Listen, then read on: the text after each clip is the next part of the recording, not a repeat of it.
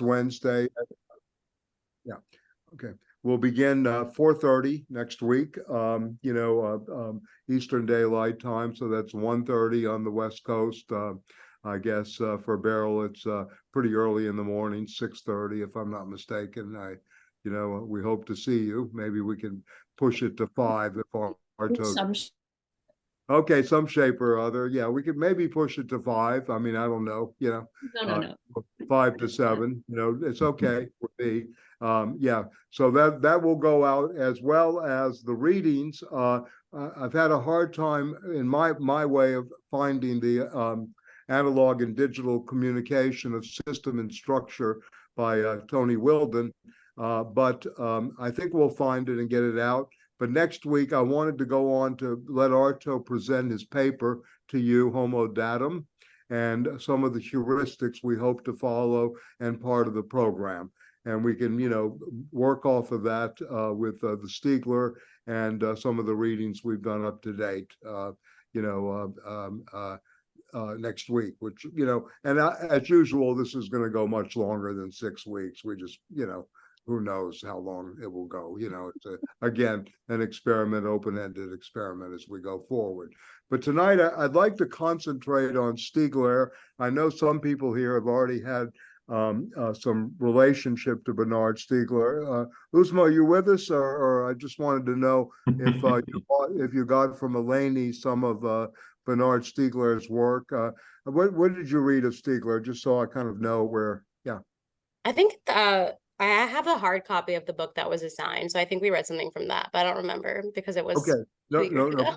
Okay, no problem. So tonight we wanted to look at chapters 3 and 4 for a new critique of political economy, which is an engagement with Marx, with his contemporaries, alongside that of the work of Mauricio Lazzarato, who I'm very fond of, the Making of Indebted Man. He's also done books on Signs and Machines, and his latest book, the follow-up's not so good. I don't really see why he just didn't extend from Wars and Capital, but Wars and Capital was the latest book, and Uzma and Josh know that during the summer I introduced that a little bit through some of it.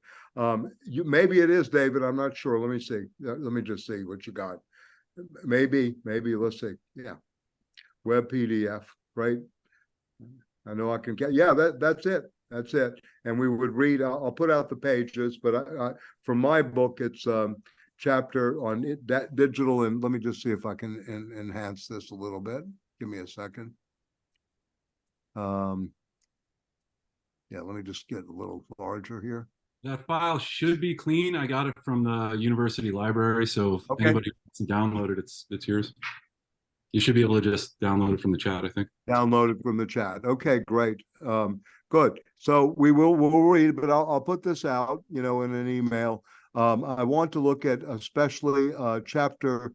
I'm sorry, I'm just having a bad time scrolling here. My apologies. Let me just see.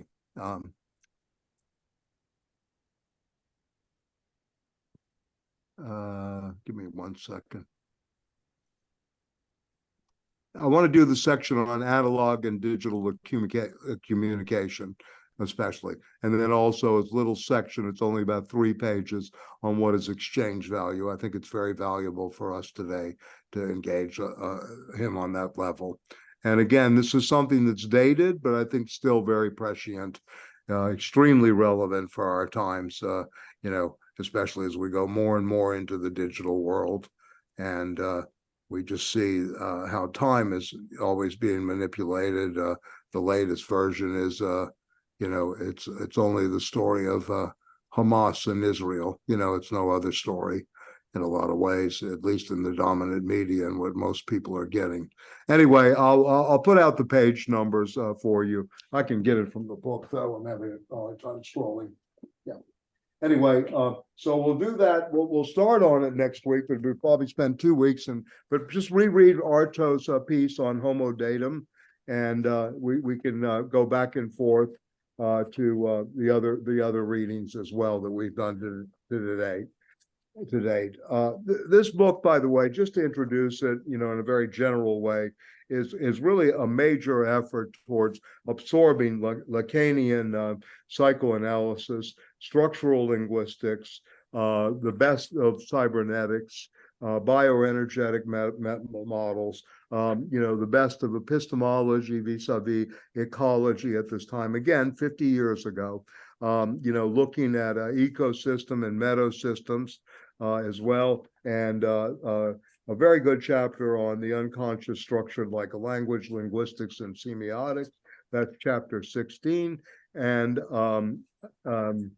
the nature and culture chapter is very interesting, the emergence of symbolic and imaginary exchange. The chapter I'm going to be looking at is chapter 7, analog and digital communication, on negation, signification, and meaning, beginning with the analog computer, the digital computer in the brain with boundaries, logical typing, which is very important, the zero and not, etc. So we're going to go through that, and then in the previous chapter we'll look at the question of Verneinung and Verlangung, in Lacan, and also its relationship to exchange value. So this should be fun, difficult but fun, and something again that I think is very relevant for today. So yeah, I think some people bought the book, but yeah, it's great that it's in PDF form because it's expensive now. I think it's $50-$60 to buy. Yeah.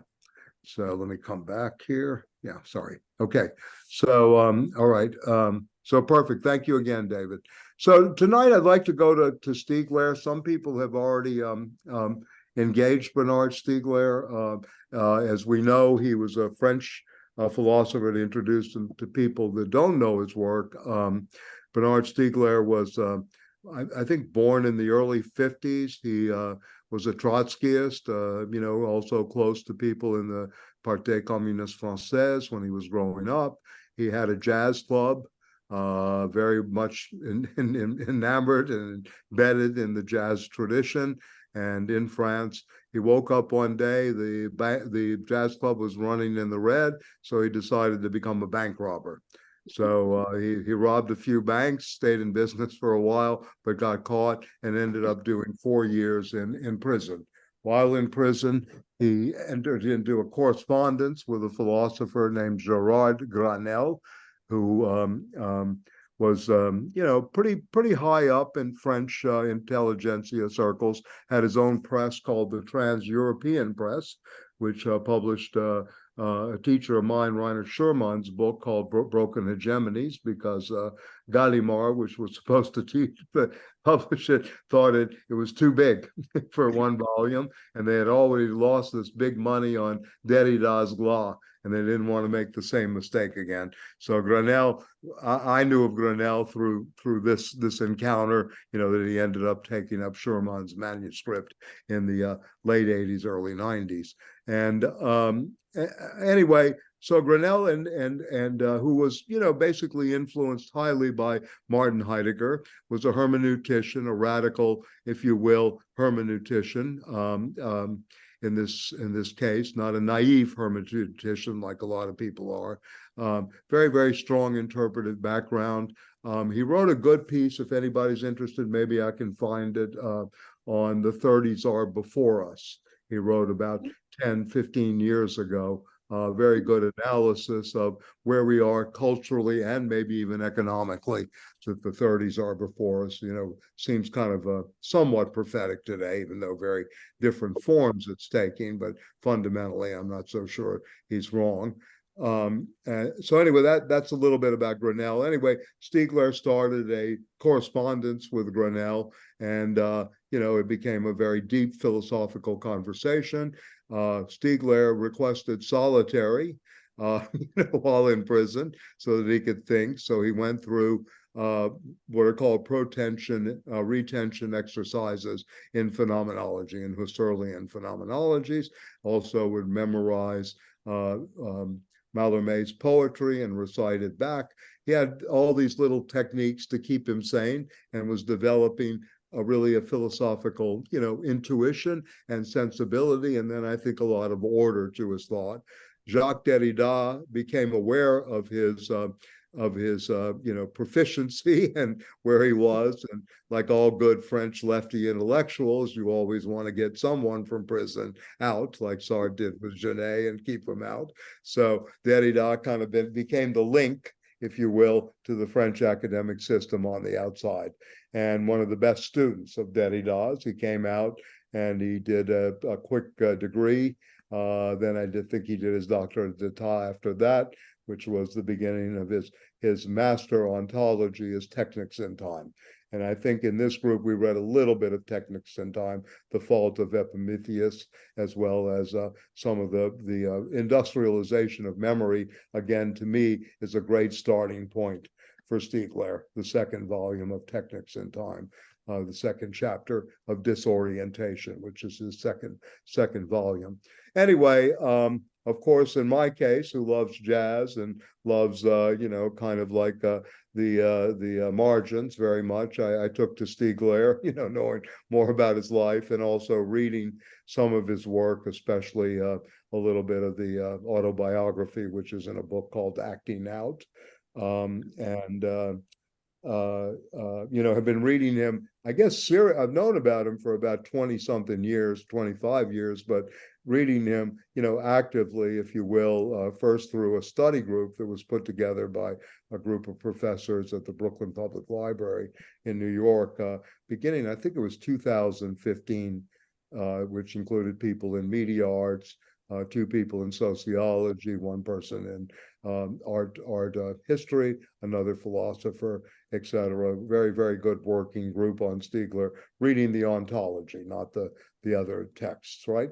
So anyway, Stiegler was, his first wife was Catherine Malabou, if you like, the thing. Catherine Malabou is still alive, considered one of the leading philosophers on the boundaries of neurobiology and philosophy. I like her book. For me, she wrote a book on Hegel, on the beginning in Hegel, which was directed by Derrida, which he loved. I'm personally, for me, it didn't really do the trick, but she's very good technically.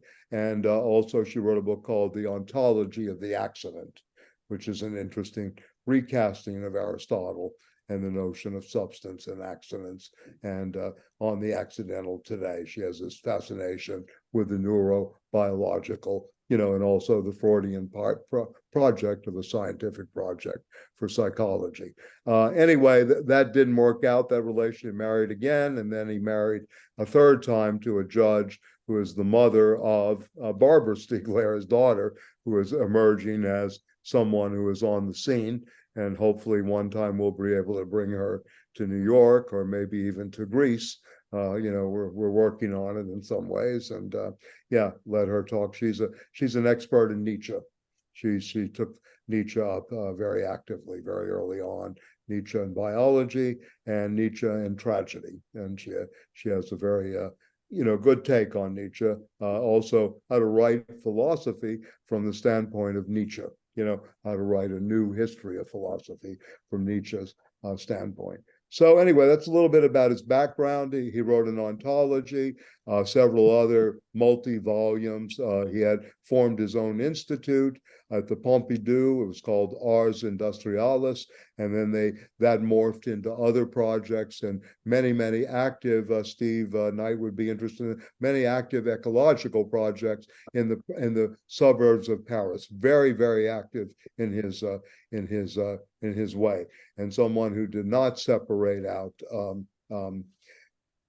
philosophy from praxis at all. This was someone really in the world, right? In a lot of ways. He did not really teach much. He gives talks and lectures, but as far as I know, never really held. I mean, he had visiting professorships here and there, but never held an official academic position. And if he did, it was not for long. Much more interested in being an independent. And as most of you know, again, unlike the United States, people like Bernard Stiegler, is very very almost impossible in the United States to get funded by the government to do original thinking. Very, very difficult to figure that out, in the United States, and very hard to do without a, what we call on the left, the angel or something like that, or a patron in the older language, the patron. So anyway, to introduce them, one reason we chose, Arto and myself chose for a new critique of political economy, little book, Polity Press, again, 2008, 2009. It was written in 2008 and first published in 2009, 2010, I'm sorry. So written in 2008 and 2009. And the title of the book in French was For a New Critique of Political Economy, but there also was a book alongside it called Economy and Debt and Economy, Economy, Debt, and the Contributory Economy. So he had two things really going here. For Stiegler, one thing you have to realize, he is engaged in many neologisms. He really takes seriously Deleuze that the philosopher invents new concepts, and he takes it to the hilt, right? So in a sense, he'll take an old concept like proletariat, right, and put it into a process, a phenomenological process, if you will, an ideation that has much greater meaning, that almost becomes universalized into the generalized proletarianization. And this is where Arto, in his way wants to go, and we both are in agreement that this is a very crucial time, a term for our times to engage. So that's one reason we wanted to do this. I saw Patrick put the Pharmacon. I don't know if that's the Derrida piece. I would think it is. Is that right? No, what that is his website. Our website. Oh, his website. So it's the whole thing. About his school. Yeah. Yes, so. Exactly. Thank you so much for that. Yeah. The Pharmacon, of course, is the play on Derrida's seminal essay called Plato's Pharmacy, which is in the book Dissemination in English. To me, one of Derrida's masterpiece, textual readings, where he reads the Phaedrus and casts it into a very new light. This is where the notion of the margin, let the voice speak, where the other is really privileged. It's a very interesting essay in a sense, and why Socrates does not write. Right? It's a kind of interesting question that he poses throughout this. This was part of the Tel-Quel group. It was first published by the Tel-Quel group, which was an experimental writing group that came out of May of '68. Philippe Solès, Jacques Derrida, Marcelin Plenet, the art historian, Roland Barthes acted as a kind of advisor on the margins, and I think I mentioned Julia Kristeva, who was involved with Solès during that time, and so it was a very active, very progressive group. Right after May of '68, experimental writing group, experimental theoretically writing group, I think, in a way. So very interesting how this worked. So the Plato's Pharmacy is the seminal essay. We'll see if we can get you that too, because he takes a lot from that. The pharmakon, pharmakos, and pharmakon in Greek. The pharmakos is the one who distributes both the poison and the remedy, right? And is the father who does so. And the pharmakon is both the place or the ethos of both the poison and the remedy together, right? So it's not one or the other, it's both and always, in terms of this ongoing deconstruction of binary oppositions and either or kind of thinking. And this section we're going to read is called The Pharmacology of the Proletariat. And Stiegler really wants to develop three new moments, and this is on page 36, just to give you an idea, the threefold question of the new struggle against sophistic argumentation and sophistry and technology.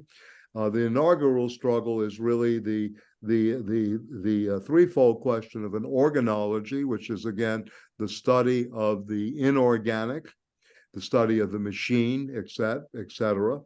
The pharmacology, again, the study of both the poison and the remedy, and he's going to be, explicating that in this chapter a bit. And then the therapeutic, which ultimately for Stiegler is the question of a sociotherapy, of which he thinks this new critique of political economy will lead is a new sociotherapy, and in which grammatization, this process, this age of grammatization that he sees us going through, is the dynamic process.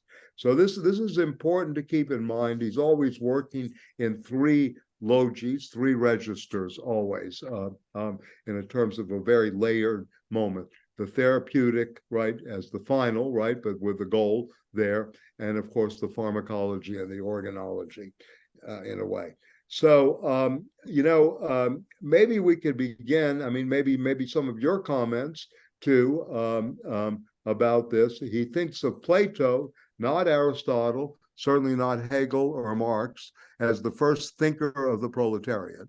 And he has good company. I think I mentioned this last week. Jean Rancière wrote a very good book, The Philosopher and His Poor, if you want to go over this in terms of bringing Plato's Republic into the fold, how the five characters, etc., are there. So there is this return to Plato by three major figures of the 1960s and 70s. I mean, Stiegler is really more a figure of the 90s. So let's say two figures of the 60s, 70s, Jacques Rancière, Plato and His Poor, Badiou, going back to Plato in terms of a materialist Plato, whatever that ultimately means, right, in terms of the return to Plato's Republic, the translation. He also gave a very long course, 2-year course at the Sorbonne, Badiou did, on Plato. And then, of course, now Stiegler, who wants to return with Plato. You see very little Aristotle in Stiegler. It is really the dialogical form, the dialogue form, and the question of memory that he's always going back to, this play between hyponymata and anamneta, the externalization of memory, in the machines, the hyponymata, how that determines so much of technicity, technicality of our everyday lives, affects digitalization, versus that of the processes of anonymita, which is best, again, as I mentioned last week, articulated in Plato's Meno, especially in the slave boy experiment, where the slave boy does not know anything about geometry, but is able to get to a certain point through processes of recollection with Socrates. And this becomes a very active form of memory and something very subversive, because again, one of our real stakes right now is historical memory, and how that's being completely erased and eroded as we go forward every day, and makes for problems. So this is a struggle. Again, this return to Plato. If you turn to page 29, and I'll go on, at the end of the section, right, of the first section, right before we get to Plato and the proletariat. And again, this is on the section on 1908 to 2008 on the tendency, or the tendential fall of the rate of profit and the consumerist response. I think very important, which most economists are missing, and that he deals with. Again, it is necessary at this point to turn to the very origin of philosophy. I mean, that's debatable where the origin is, or to use that kind of language, but certainly the beginning of systematic academic philosophy, in some ways is beginning in the West. And its struggle against sophistry, which was a lifetime, engagement through Socratic dialectics and dialogue and maieutic against that of the sophistry of the time, that they were the main antagonists. And in order to propose that the first thinker of the proletariat, who thinks the proletariat without knowing it, if I put it the way, but grants us the possibility of thinking the proletariat, is Plato. So it's this condition for the possibility of thinking the proletariat. So the first step he makes is obviously this this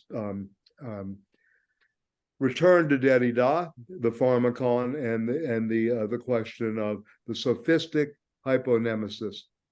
So to really, maybe frame this in a way, I'm very interested personally in Nietzsche and Derrida and Stiegler on this thing, the mnemotechnics, as a general category, this techniques of memory. How does this work in history? As Nietzsche says in the Genealogy of Morals, the human being is an animal with memory, can be inscribed. This is the origin of punishment, in some ways. Very interesting how he does this at the beginning in essay 1 of the Genealogy of Morals. Stiegler is going back to this nemesis of Plato, but at first he's going to begin with the hyponemesis, and particularly to writing as the fabrication of illusion and a technique for the manipulation of minds. And we could talk about hyponemata in terms of Photoshop, shopping and all kinds of things that are going on in the more latest recent, very tragic conflagration in the Middle East. How does hyponemata work today in terms of the manipulation, etc.? How does the media work with this hyponemata in such a way? And what are these techniques that are being used? So the logic, as the logic of a supplement, right? Is the trace, and oppose the interior and the exterior. It is impossible to oppose living memory to the dead memory of the hyponemata. In a way. So Stiegler is trying to really go forward here in terms of distinguishing, if you will, between, again, this hyponemata, the exteriorization of memory, the techniques that's involved, the ability to fabricate and manipulate in that regard, versus that of the interiorization of memory, the anonemic, right? And the hyponemics is a pharmacon, right? The pharmacological question is really whether or not the pharmacon is both, the hyponemic is a pharmacon that is both remedy and poison. So maybe we could talk about this a little bit. The exteriorization of memory is the loss of memory and knowledge, has today become the stuff of all everyday life and all of its experiences, and the feeling of our own powerlessness and consistent planned obsolescence, etc. And again, makes us aware of the immensity of human memory, but appears to be, infinitely recoverable and accessible at the same time, even though we, in terms of individuation, which is another term he's going to borrow from Simondon, in a way, the process of becoming is probably another way of putting it, we, in terms of our own individuation, have that loss of the anonemic, right? And become part of the culture that is determined by the technicity of the externalization or exteriorization of memory. So this is setting up something as cognitive and affective proletarianization. He uses these kind of psychological terminology as a new process that is going on. Hence, again, we talked a little bit this with Arto last week, and I'm sorry he's not here tonight, but I'll do my best to kind of carry it. But the processes of cognitive and affective proletarianization, how is it that we've gotten to this point of where the only therapies available in terms of dominant culture at this point is no longer the rememory, the working through, the recovery of childhood experiences through dream analysis, etc., or the working through of a neurosis, right, in terms of psychoanalytic and psychoanalytic practice, and a practice which allows one to create that space where one can begin to see differently through both the insight, through the level of the interpretation of that insight, and then how one can take it to its everyday life. Instead, we have cognitive tools. How can you cognitively behave better? How can you go better to think? I was earlier today, little long parentheses here, I had the pleasure of going to a taping of Cornel West for a TV show in Midtown today.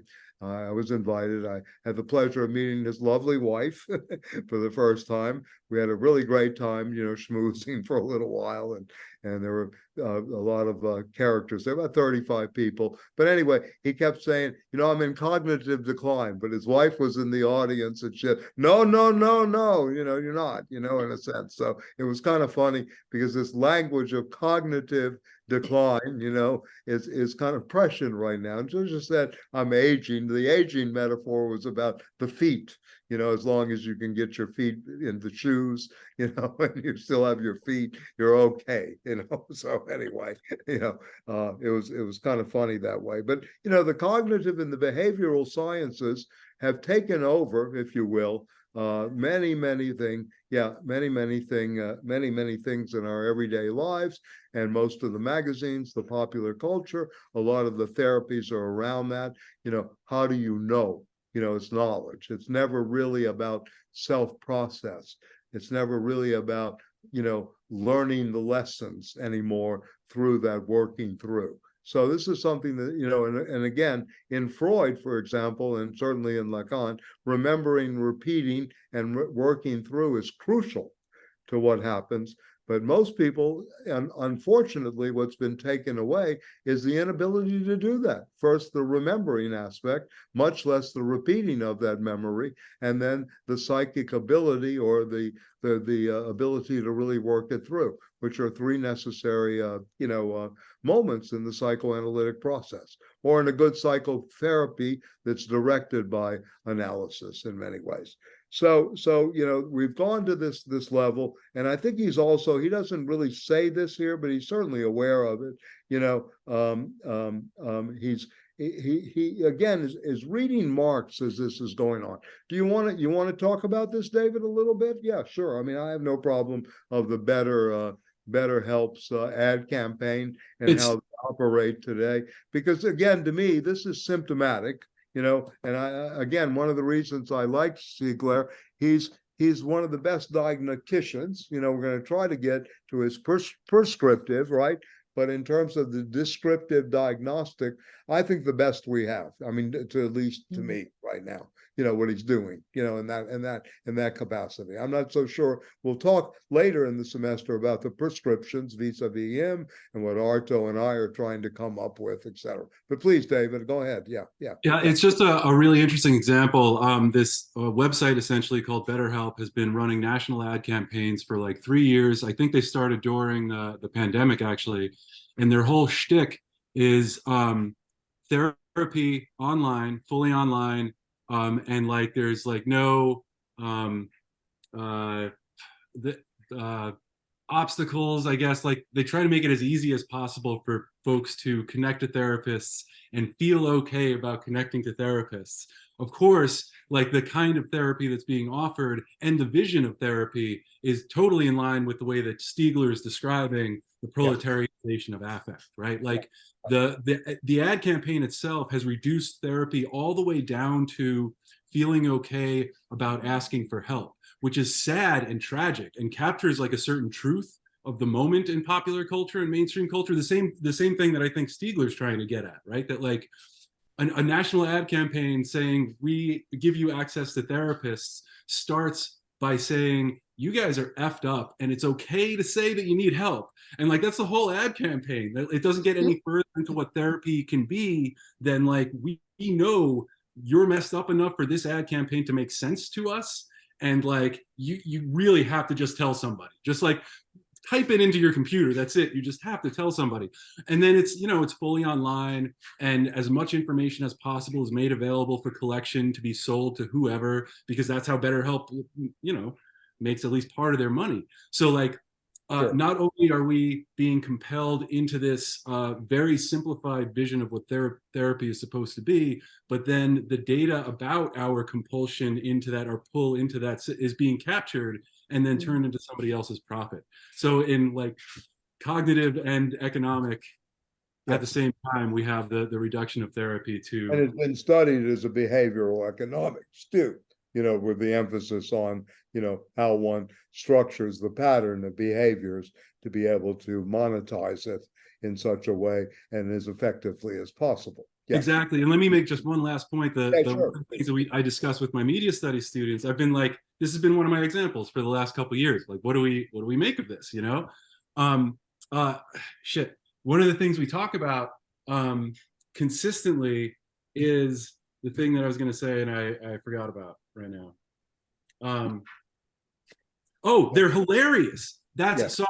Yeah, they're really, really funny. So a handful of the commercials are legitimately funny.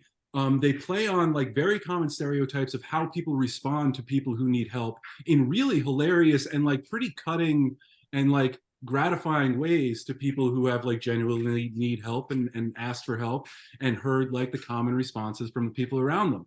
So like the spots themselves are brilliant little vignettes that are legitimately hilarious at times, which is part of, you know, I think what Stiegler is getting at and the power of the moment and like what's being captured here. There is a truth. People like need help, and this is all we have is the thing.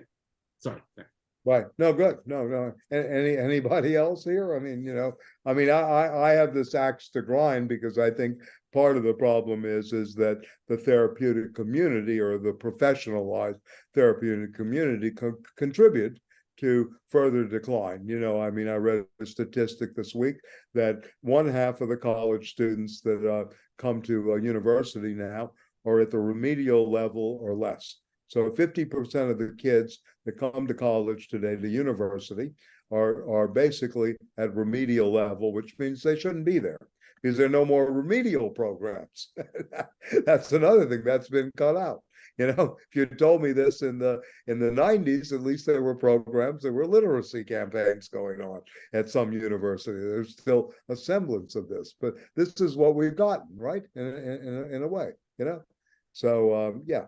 And then how easy is it to sell? You know, look, I mean, Taylor Swift's the biggest thing since Ava Gardner, Marilyn Monroe. You know, every white singer going, all wrapped into one, right? I mean, this is like big money. This is an industry, bigger than and of course it's the white girl reaction, right? In some ways too. I mean, you have to think about what does this really mean to the system that so much popularity is there. I don't know anything about her talent. I've not taken the time to engage it. Maybe Uzma can inform me or someone else about whether she has any talent or whatever. But this is like a big money machine. I mean, in a way. I mean, and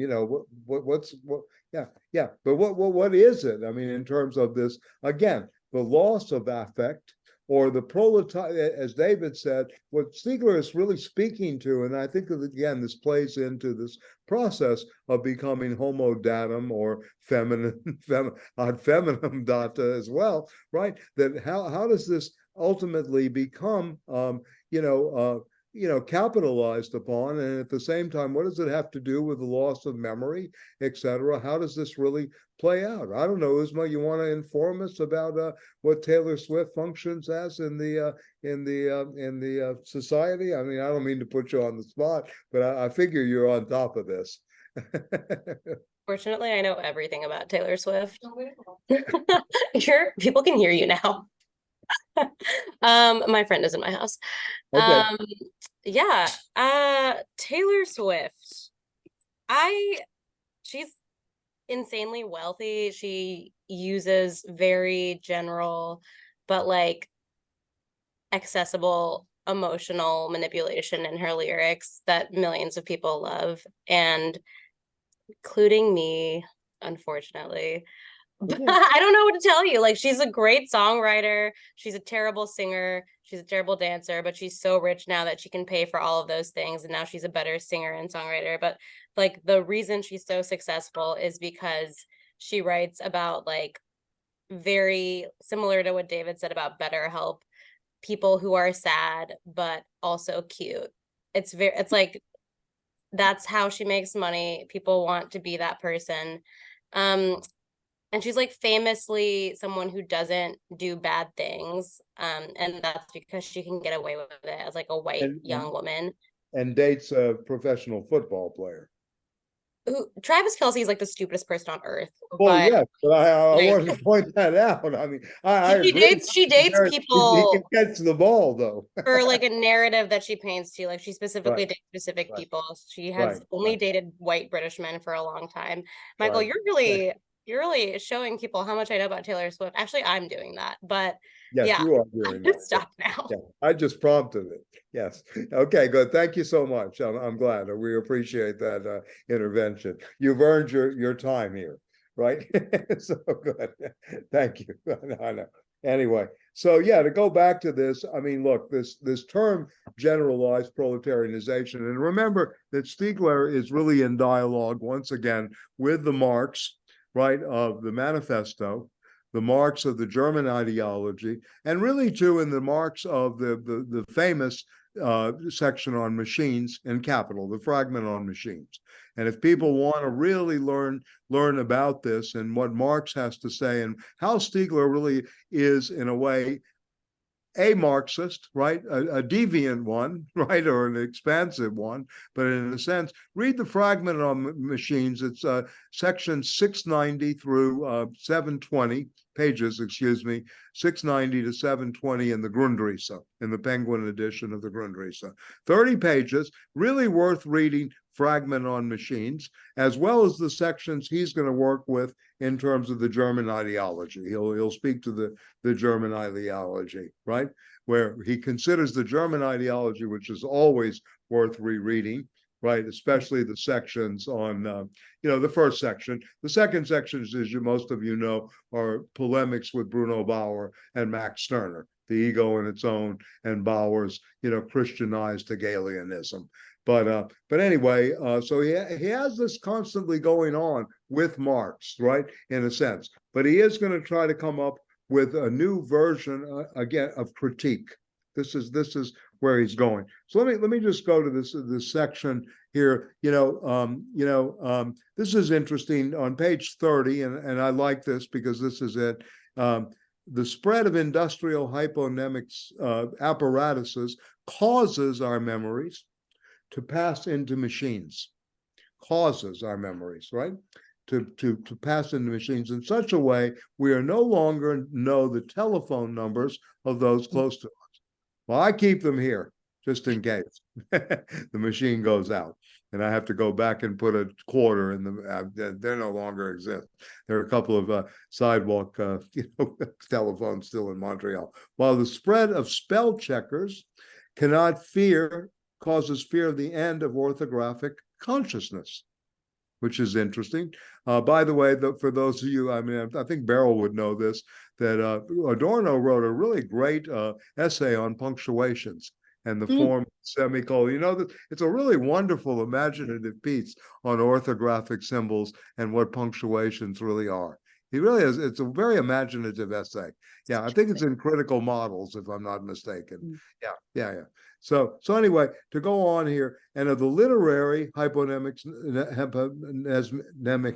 knowledge that goes with it, and with that, the anonymic knowledge of language. Now, this amounts to the everyday and perceptible, aspect of what I'd like to present here as a vast process of cognitive and affective proletarianization, which David just mentioned, right? And savoir-faire, right, of the loss of knowledge, savoir-faire, and the knowledge of how to live, theoretical knowledge, in the absence of which all savoir is lost. So he is very important. It's misspelled, it's savor, but it's savoir.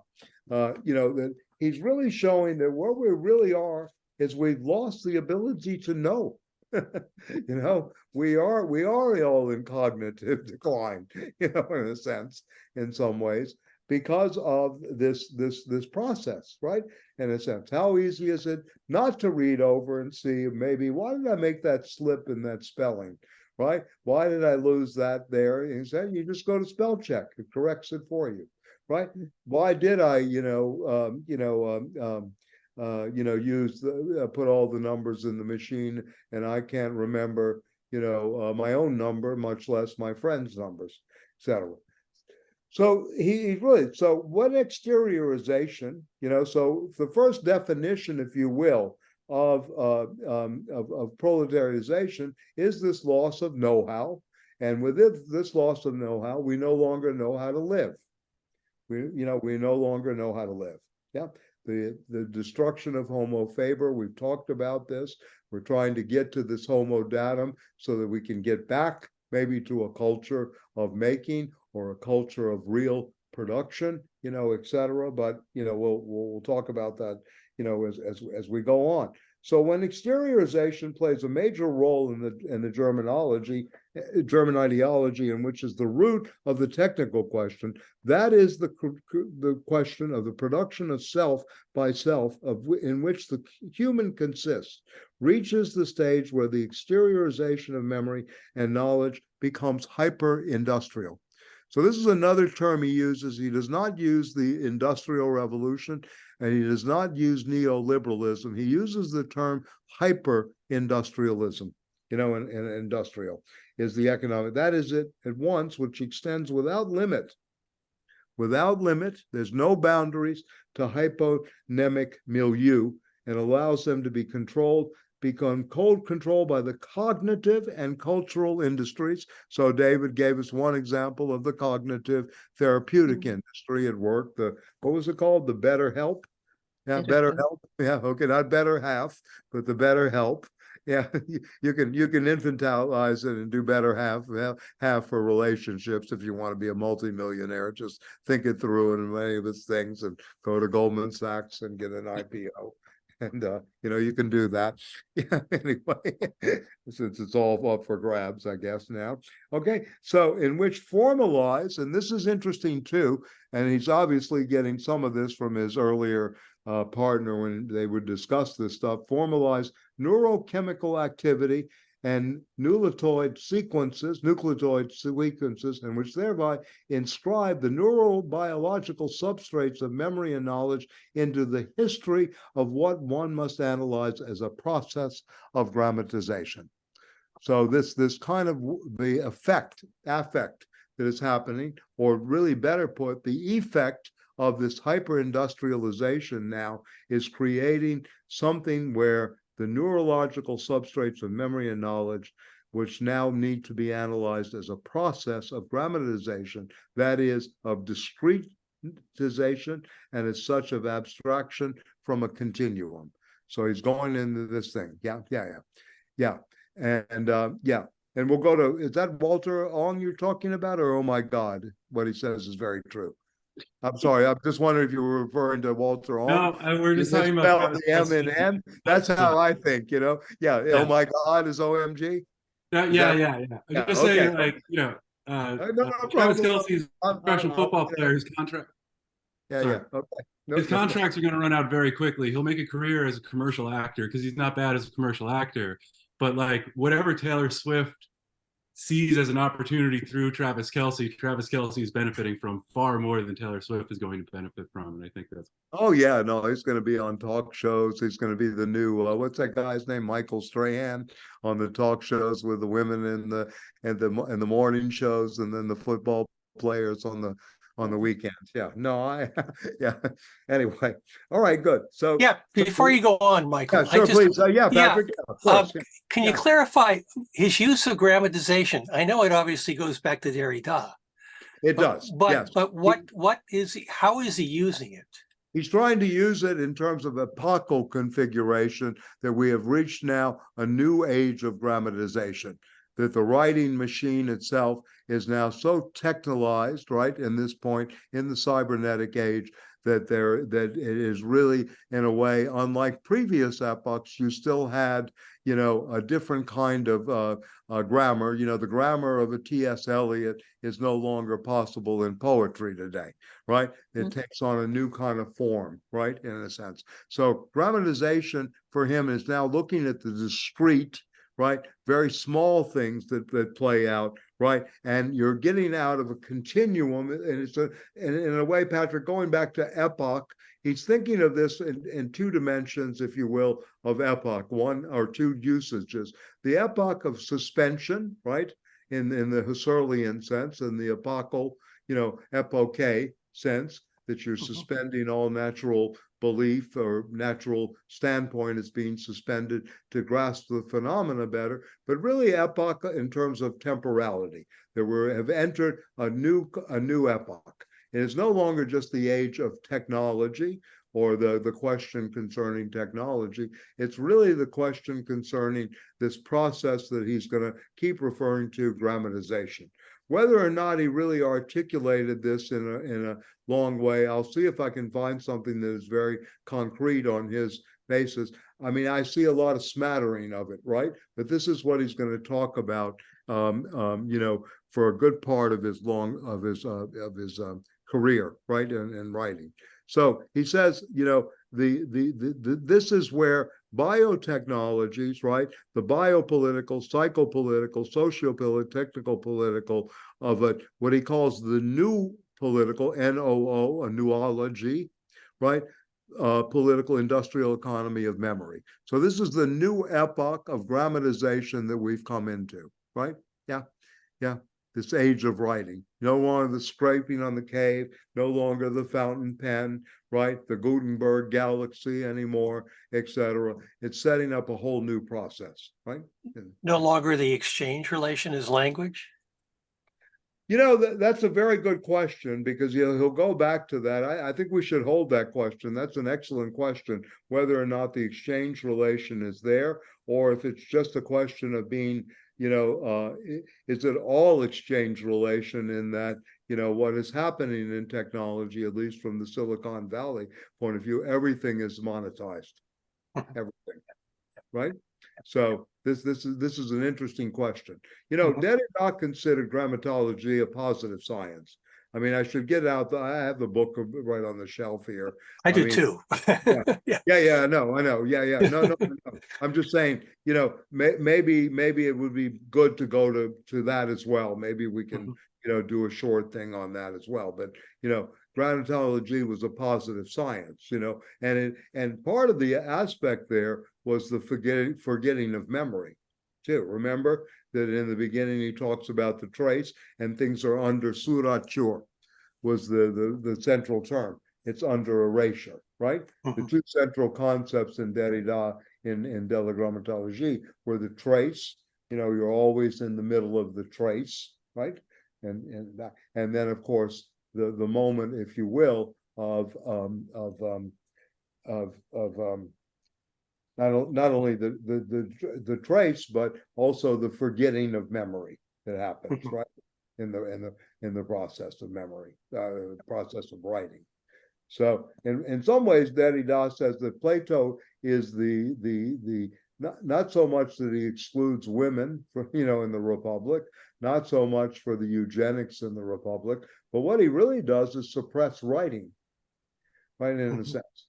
Yeah, and he keeps talking about the father of logos, right, is at stake. So the logocentricity of the West, again, is thrown into question. And, the claim here by both Derrida and Stiegler is that logocentrism, that we have in the West, is basically a problem, right, that they see. And that Heidegger still suffers from that nostalgia of the logos, right, in a way. So so this becomes the technical history of memory. He defines grammatization, the process, in the next section. The process of grammatization is the technical history of memory, in which the hyponymic memory continually, and this is important, by the way, if you want to mark this is crucial for Stiegler. The process of grammatization, right, is the technical history of memory, in which the hyponymic memory continually reintroduces the constitution of attention within anonymic memory. Did I really recall that? Did I really remember this? What ultimately is recollection, etc. And this amnetic tension is exteriorized in the forms of the works of the mind or the spirit, through which epochs of psychosocial individuation and distant individuation are pharmacologically configured, both as poison and as remedy. So this is the process through which flows, continuities, weave our existences are discretized. Writing as the discretion of the flow of speech is a stage in grammatization. So it's not only the writing machine in Derrida's case, or the writing subject, occurs within an organology, the question of which, and this is interesting too, to some of the work we've done too, because as you know, this is very complicated stuff, to introduce in the anti-Oedipus, the primitive territorial machine, going back to territorialization and deterritorialization, codes flows, invests organs, and marks bodies. The man who enjoys the full exercise of his rights and duties has his whole body marked under a regime that consigns his organs and their exercise to the collectivity. For it is a founding act that the organs be honed into the socius, and that the flows run over its surface, through which man ceases to be a biological organism and becomes a full body, right? An earth to which his organs become attached, where they are attracted, repelled, miraculated, following the requirements of the socius. Nietzsche says it is a matter of creating a memory for man. Again, to go back to the first volume of Mnemotechnics and the genealogy of morals. And man, who is constituted by means of an active faculty of forgetting, by means of a repression of biological memory, must create another memory, one that is collective. And then he quotes here from Nietzsche, perhaps indeed, Deleuze and Guattari, perhaps indeed there was nothing more fearful and uncanny in the whole prehistory of man than his mnemotechnics. How did memory emerge, right? How did memory, and then of course guilt, emerge? How did this really begin? How does exchange value really begin, right? The whole debtor-creditor relationship that Nietzsche is so good on, right? So, I think he's beginning to give us a sense of this, grammatization is also this technical history of memory, right? As a process, right? And this is always a tension going on between this exteriorization and in a way. We go through this all the time. If we can't remember something, we go to the exteriorization, right? We'll Google it. Yeah, we'll do this. This is what we do now today. What is that? I'm sorry. You lifted, Patrick. Yeah. That's a book. Oh, a book. Yeah, we go to the book. A text. Yeah, a text. Yeah, so we go back to a text. Yeah. Good. No, good move. Yeah, definitely. So then he goes on. Again, he's building a very good narrative. Now with the Industrial Revolution, the process of grammatization, constituting the history of mnemotechnics, suddenly, and this is where your question I think is located, surpasses the sphere of language. That is also the sphere of logos. And this is where he thinks Heidegger and others are still strapped, right? With which is placed by Deleuze and Guattari in an essential and original relation. The process of grammatization invests bodies, right? And this is why this book was considered so irrational, right? It was taking on something so radically new. Philosophers in France, I want to read something with sense. I want to read something with logic. Well, it's like the psychoanalyst says, without the irrational, I'd be out of a job, right? You wouldn't have a job anymore. Without Deleuze and Guattari, I don't think we'd really be able to think our era. And in the first place, it discretizes the gestures of producers with the aims of making possible their automatic reproduction. At the same time, there also appear machines and apparatuses for reproducing the visible and the audible that so caught the attention of Benjamin, machines and apparatuses which dramatized perception, and through that, the effective activity of the nervous system. So then he's going to go into gesture. So obviously, listen, let me tell you the theorists behind this, and I don't know how much time you have to read, but Leroy Goron, of which Derrida was very fond of, the book Gesture and Speech. Maybe Patrick will put that up to the screen next. It's another text. But anyway, a great book about how gesture and speech began everything, right? The basis of what Marx described as proletarianization. Gesture and speech, right? The grammatization of gesture. That is as lost of know-how. You only gesture and you speak. right? In some ways. Is then pursued with the development of electronic and digital devices to the point that all forms of knowledge become grammatized via cognitive and cultural mnemotechnologies. This will include the way in which linguistic knowledge becomes the technologies, right? And industries of automated language processing, but it also includes knowing how to live. Savoir vivre, as David pointed out, you can go to better, whatever it was, better help, right? To do things, right? Yeah, yeah, yeah, in many ways. And also, of course, creates consumerist society, in terms of beyond anything. By the way, the book that was considered misogynist, which it isn't, written by the Tikkun Collective, the people that did Coming Insurrection out of Paris, The Theory of the Young Girl, was really an attack on consumerism. The young girl was consumerism. It was basically a euphemism for how we all consume and how this is what capital really needs. This is what's fetishized, constantly. Yeah. So grammatization then is the history, right? Yeah, anyway, and then he goes on, the knowledge becomes the technology of automated language process, but it also includes knowing how to live, that is behavior in general, from user profiling to the grammatization of affects, all of which lead towards the cognitive and cultural capitalism of the hyper-industrial service economies. So in some ways here, he's extending upon, and I mean, it's a shame that Stanley and Bill DeFazio aren't both with us anymore, because they wrote the book The Jobless Future, right? and then there was a remaking of this, but this would have been very very applicable to this. Yeah, I used to have discussions with Stanley about Stiegler, etc. He was reading them up until about 2015, 16, and then not as actively after that because of the stroke. But anyway, it would be interesting, The Jobless Future, which was really based on, planned obsolescence, a whole notion of proletarianization and the new forms, etc. But to look at this in terms of grammatization of affects, how the cultural and cognitive capitalism was really created in the service sector and the service economy, of which David mentioned again, the better, whatever it was, life or whatever, better help culture. It's part of the service industries, right? It comes out of this directly, right? As do many other things, of course, right? So grammatization, and then is and again, going back to Patrick's question, what is grammatization? These pages 30 through 34, 35 are worth reading on this. Is the history of the exteriorization of memory in all of its forms. And this is interesting.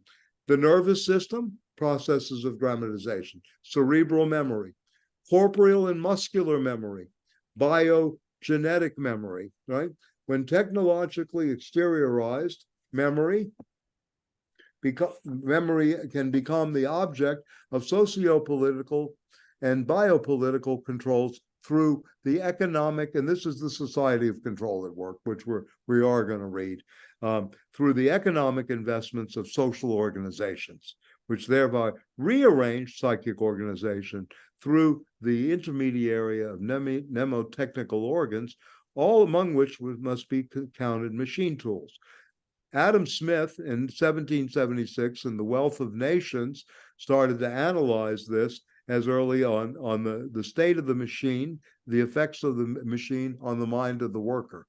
Very interesting how the Scottish Enlightenment was already into this. And, one could do a great essay, just a little idea here on Hume, it's philosophy, and what Adam Smith has to say in The Wealth of Nations about effect and affect, right?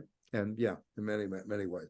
So and remember that Adam Smith actually wrote the theory of moral sentiments to go along with the Wealth of Nations. Same year as the constitutional, the American Revolution, of course. And all automata, including the household appliances, as well as the Internet of Things and the communicating devices that are now invade the hyper-industrial market, and which are hyponymic objects, through which what Scott Lash and Celia Luria described as thingnification, have taken a new term, right? So this thingification is also. So this is why the thinking of grammatization calls for general organology.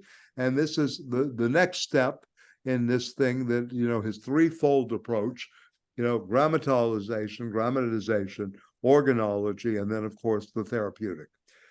That is a theory of the articulation of body organs, the brain, the hand, the eyes, touch, tongue, genitals, viscera, neurovegetative system, etc., artificial organs, tools, instruments, technical supports of grammatization, social organs, human groupings such as families, clans, ethnicities, political institutions, societies, etc., social systems in general, regardless of the extent to which they go on or not, deterritorialized, whether they be juridical, linguistic, religious, political, fiscal, or economic. So if in the hyper-industrial era, we begin to reopen the question, and this is, again, in my mind, how an imaginative philosopher works. He's going to reopen this question of a very earlier text, the Phaedrus, concerning the hyponymic object, and do so from the standpoint of this kind of general organology, founding a political organology, an economic organology, and an aesthetic organology. We begin to become aware and discover that the Platonic question of hyponemesis constitutes the first version of the thinking of a proletarianization, insofar it is true that the proletariat are those economic actors, interesting, right, who are without knowledge because they are without memory. Their memory is passed into the machine that reproduces gestures that the proletariat no longer needs to know, that they must simply serve the reproductive machine, and then once again, they become serfs.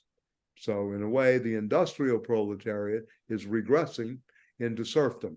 And, Arto's not here. I have not read, I have sometimes problems with Varoufakis, but I'm interested to know more about his venture into techno-feudalism, as we're living in this techno-feudalism now. So this would apply here as a question that we could ask going forward, this techno-feudalism.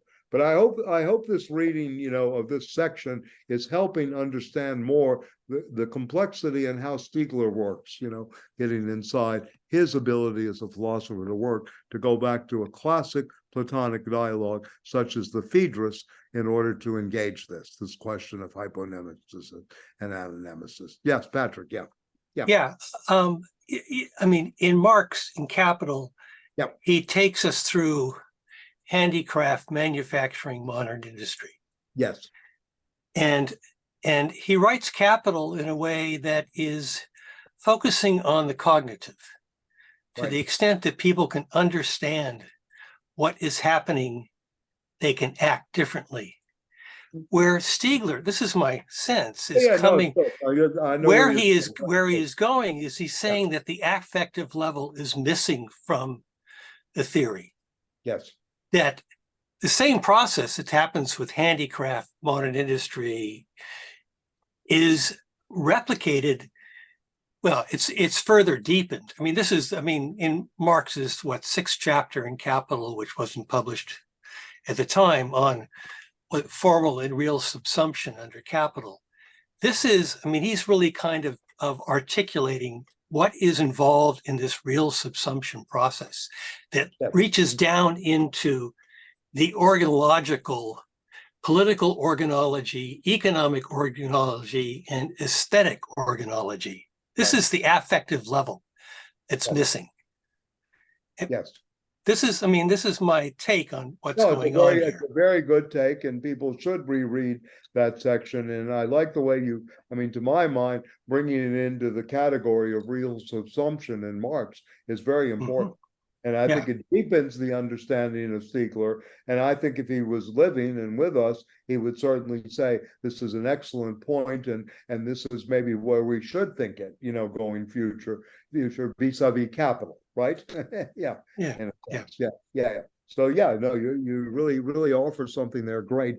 that is worthy of thinking about. Again, the memory passing into the machine. Again, I mentioned, and I'm reiterating here, obviously, the reading of the industrialization of memory. I think this deepens this section. Again, I know we've done some work on that in the past, but to go back and reread, as Althusser said, philosophy is endless rereading. The industrialization of memory is one thing I would choose to reread in this context for a new critique of political economy. It's already in an earlier Stiegler and how this hyponemata works. But let's just go on. Examining the question of technical memory today, with chapter 6 of Capital in mind, and really great that you mentioned that. And of course, the notion of real subsumption, reopening the question of hyponemesis, not only as the question of the proletariat, but also as a process of grammatization in which it is consumers who are henceforth deprived of memory and knowledge by the service industries and their apparatuses. This opens up something very new. We shall see how this produces short circuits in the trans-individuation process. There are so many short circuits going on between psychic individuation and what he calls collective individuation that he gets from Gilbert Simondon, right? And in this transduction, trans-individuation process. So examining the question of technical memory, right, means investigating the state of generalized proletariat induced by the spread, right, the induction of this new generalized proletarianization, which is induced by hyponymic technologies. Right? Very important. So both Phil and David put something in the chat before we go on to what Marx forgets to think on the next page. Right? Yeah, in terms of this general. So let's just see what's going on. I'm sorry, I'm not good at reading the chat and reading Stiegler. No, I was just thinking about the relationship between like online sort of therapeutics and like the target audience of like thinking through their target audience in Stiegler's terms as short-circuited disindividuals, yes, who are in need of care and in need of therapy and in need of and that's sort of the target audience and the like real the sort of real desire in that target audience that something like BetterHelp is playing off of and makes it. Online therapy, especially even in terms of quote unquote psychoanalytically directed psychotherapy, is in my opinion a way of short circuiting the preparation. It actually feeds, if you will, scheduling. It's exactly what capitalism wants. Use your time, quote, more efficiently. So the patient says, I can't come to the office. It's much easier for me Zoom. I save an hour of travel time. Of course, that travel time going to the analyst's office or the therapist's office is usually a time of preparation. Leaving the office might be a walk, right, upon which you're doing reflection. It's like going to the movies instead of putting them on at home. You go to the movies, it lingers in a very different way if you go to the cinema. I mean, I've experimented with this recently. I went to see the Battle of Chile in the real theater. It never would have been the same experience, right? I went to BAM to recapture, something that I saw 30-something years ago. Yeah, and it's not the same by just doing it at home, even though I'm crazy at home putting on movies all the time or whatever, daytime, nighttime, whatever. So I understand this very much. It's a point of, again, what the capitalist thinks and how everybody's been conditioned to think the most efficient use of time. This online therapy. I'm really glad you brought that up, because that again is the process of not remembering, not repeating, and not working through in a reflective activity. It's more about, I'm just going to react to I feel horrible today, I feel sad, or this happened, et cetera, et cetera. And, I know I remember when we did Anti-Oedipus, I read to you the great footnote about the good psychoanalytic session. The good psychoanalytic session is never just a straightforward narrative of what you did. That's the worst thing you could be doing in psychoanalysis, right, in some ways. So the online encourages this, in a sense, some feeling, after this, I have an appointment, at 1 o'clock, I've got to go, get off this screen to go to another screen. Think about it. I think you're really on to something, and how much affect is really lost too in this. How you're de-therapeuticized in a sense. You think you're feeling a little better. You've got high contact on the screen, but yeah, that's it. That's what you're doing. It's a kind of feel good thing. Yeah. And yeah. Or just text someone. Yeah, exactly. Text someone, Instagram someone. What is it? X someone now. I like this new version. Think about why they changed Twitter. You're going to X out someone. You're going to X out someone. The X. Think about how they thought this up in the boardrooms. I'll play Arto for a while, how this marketing and all this, David Winters too, how they come up with this new name, Meta and X, right? Right? How does this happen? Yeah. Why is that? What's the campaign behind it? What is the linguistic association? How does this occur? We just take it for granted, right? In a way, and also the misspelling, insta instead of instant, gram or something like that. The gram, of course, is the writing, Grammatology is the study of writing, right? That's what it literally means, giving an account of the writing. So we're missing that too. So to Phil, I know you put Michael Hudson in the thing. I like Michael Hudson. He's very good as a political economist in a sense. But I think I understand, and me, I'm very big on financialization, and how it's taken over in many ways in different forms, and we need to think through new circuits of capital, and I know he does that too. But yeah, I think he's on the same page as Yanni Varoufakis. I don't think Stiegler thinks we're going back to feudalism. Yeah, whether this is a feudal economy. Yeah, Stiegler is really interested more in how can we take the technologies, how can we use them in terms of tools for liberation, like Ivan Illich used to say, tools for conviviality.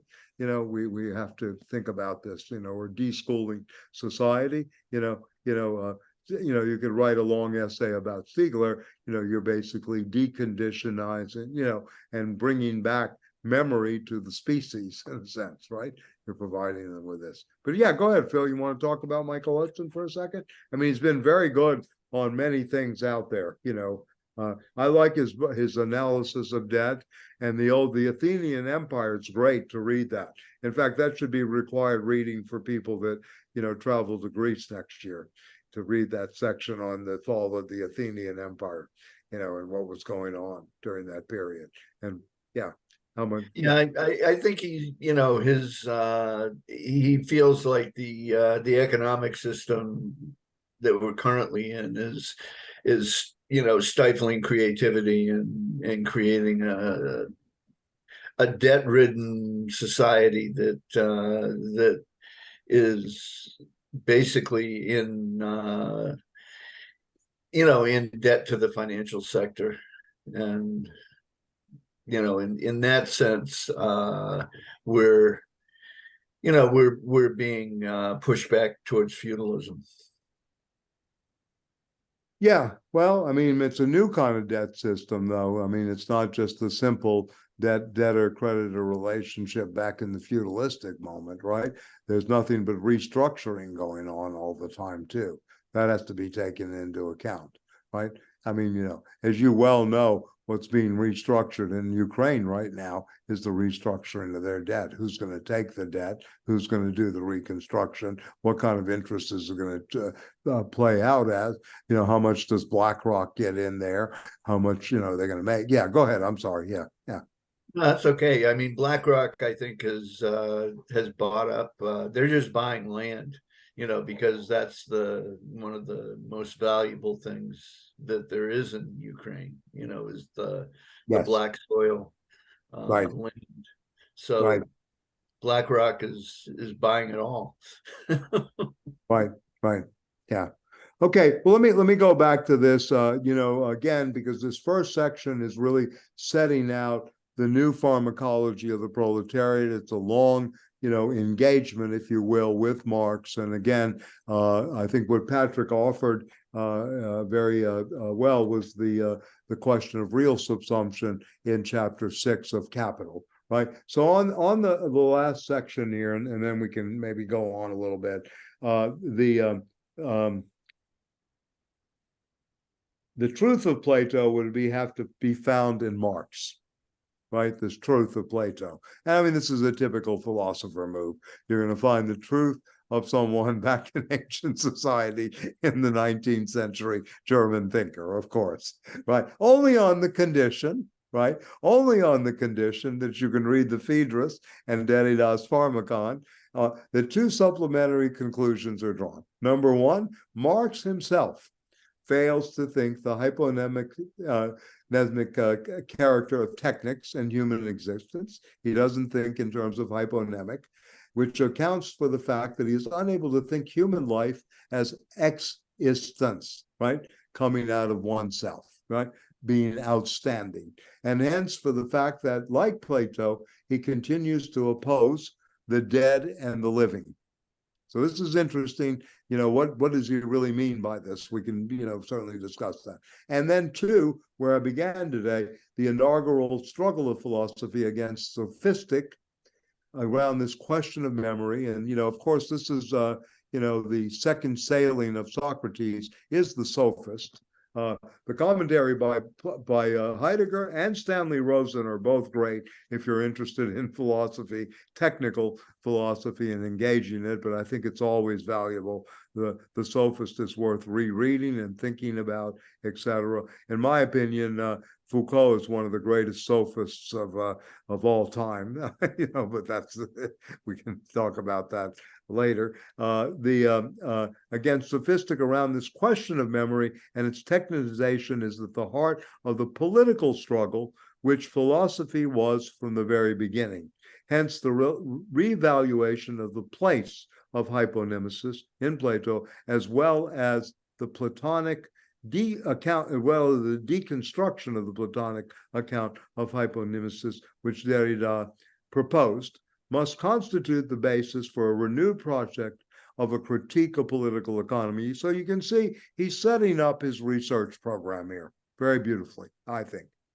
Very engaged with the Marx of his time, this whole new conceptual framework called generalized proletarianization. And he says a critique in which technics becomes the central stake and in which is posed the threefold question of an organology, a pharmacology, and a therapeutic, and therefore the question of a sociotherapy, in which political economy is, right?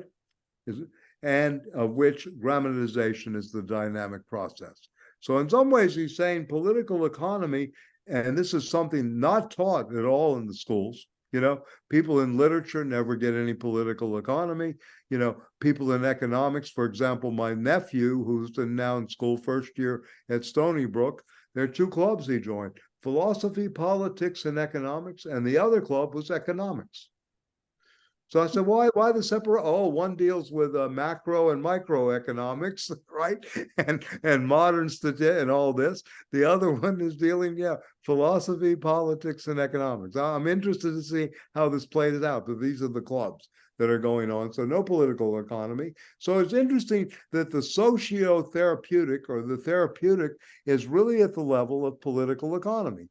So, in a way, and, philosophy, except for the Frankfurt School, in my opinion, a few other in the United States, some of the pragmatic school, but really in general, philosophers have always turned their back on political economy, as has a lot of sociology, et cetera. And, interestingly enough, that, he is part of that group like the Frankfurt School. Marcuse used to address the audience when he would teach philosophy.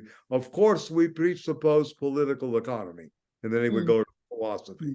But it's always already presupposed. And what would that mean? And I think Stiegler is on to something here. And then, of course, and how this plays out is grammatization part of this process.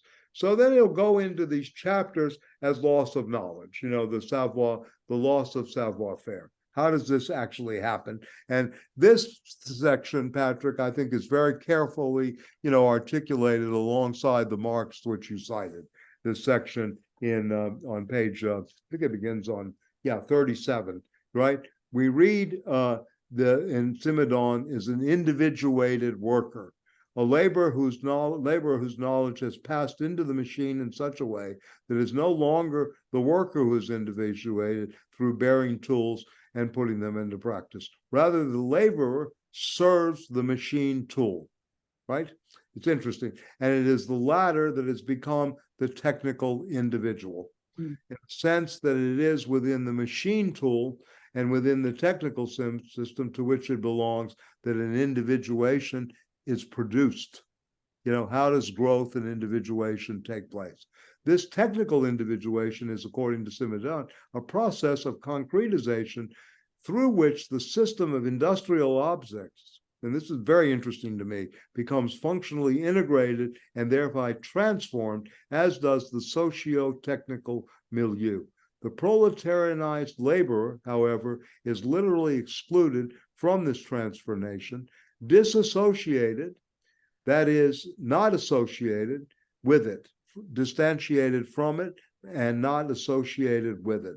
Such a laborer is not co-individuated. He does not exist. So I don't know what you think about that, Patrick, vis-a-vis chapter 6 again of Marx, but this dissociation is really, in reality, a rupture in the trans-individual fabric which constitutes the labor environment, as it does all symbolic milieus, given that work is clearly also one such symbolic milieu. So, it reads like the chapter on, the thing in the Grundrisse about machines.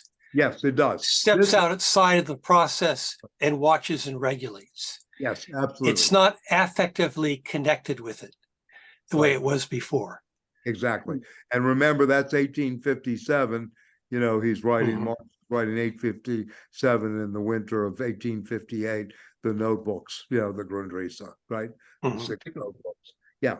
So I suggest, for a deeper understanding of what Stiegler's relationship is to Marx and how close he is to Marx at times, in a different way of approaching it, is contained in this pages. I'm sorry, I know by heart, pages 690 to 720 of the Grundrisse. So yeah, I can be checked out on this, but it's true. Yeah, 690 to 720. David, you wanted to say something, please? The point.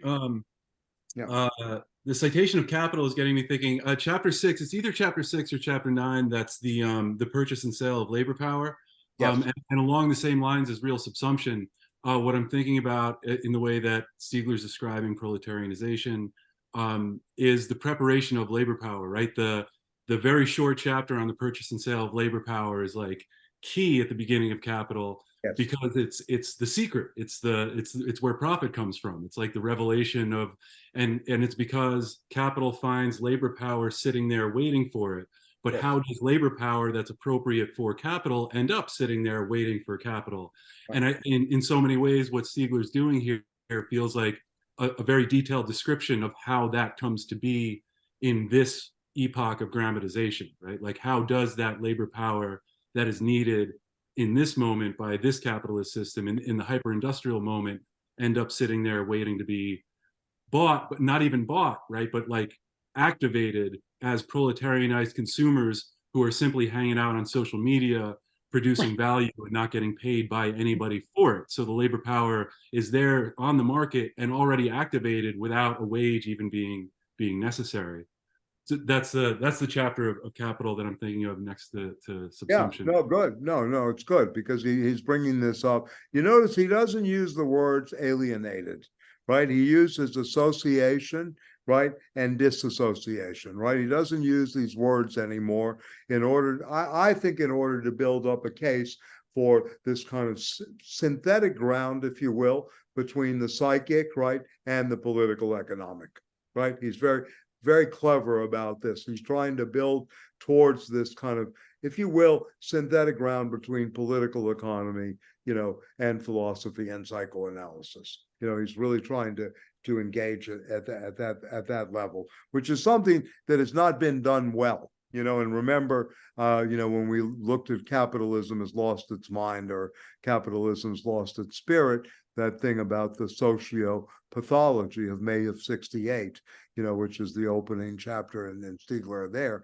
that he has a lot of these same concerns, right, that are playing out there as well. So I think this is, again, very important to say, we're no longer in this kind of a strange labor, alienated labor that's very prescient in the literature from 1932 on, and it's been thought and rethought, etc.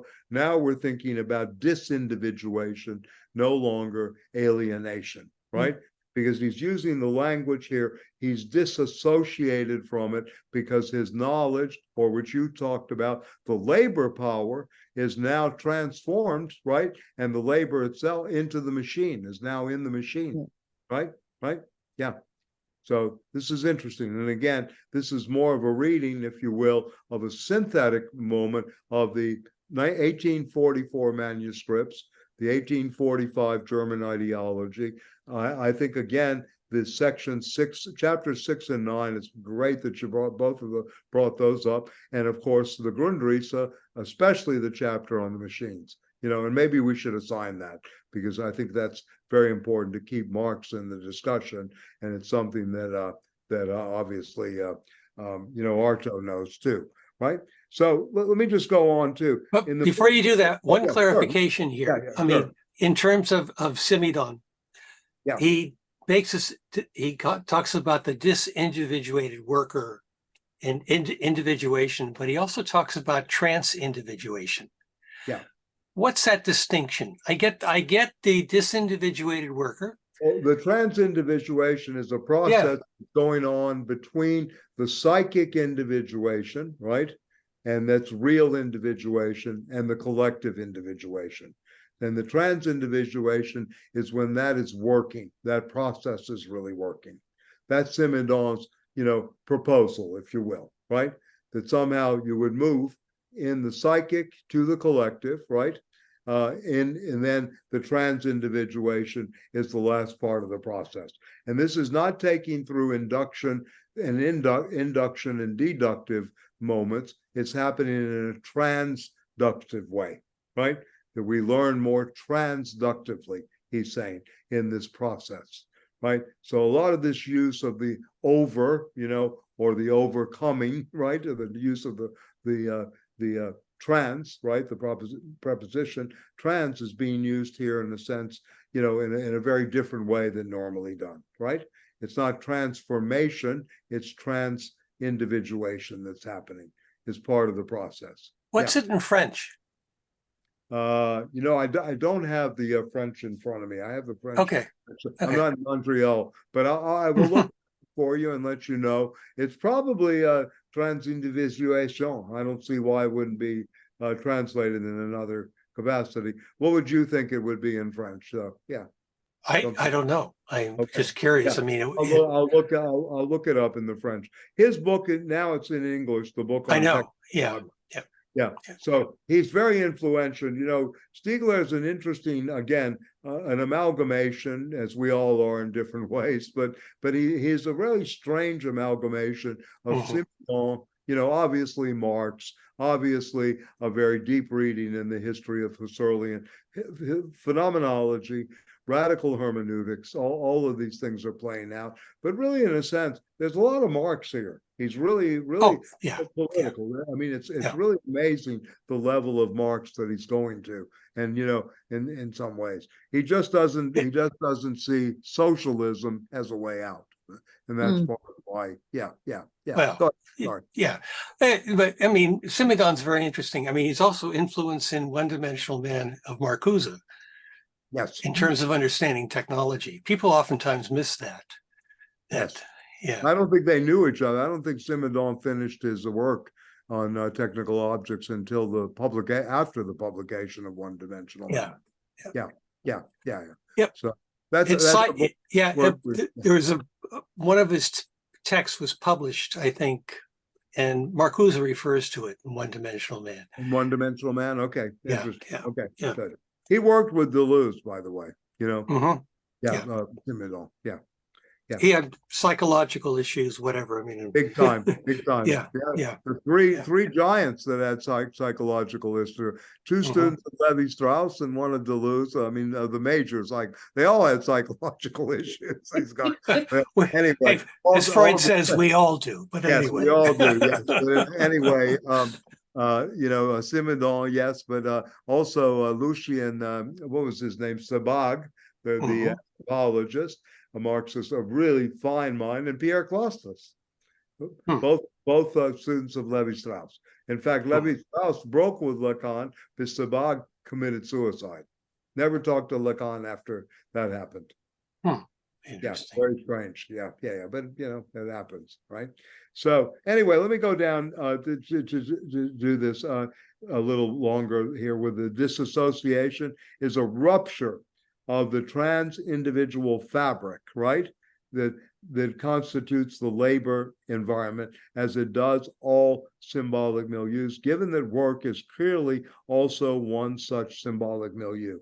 In the milieu of associated work, and you hear echoes of Marx here, obviously, the associated world of producers, the workers, through their work, fashion an experience in which they cause their milieu to evolve. Their tools, for example, or the way in which they are used, not to mention, of course, the products of their use, right?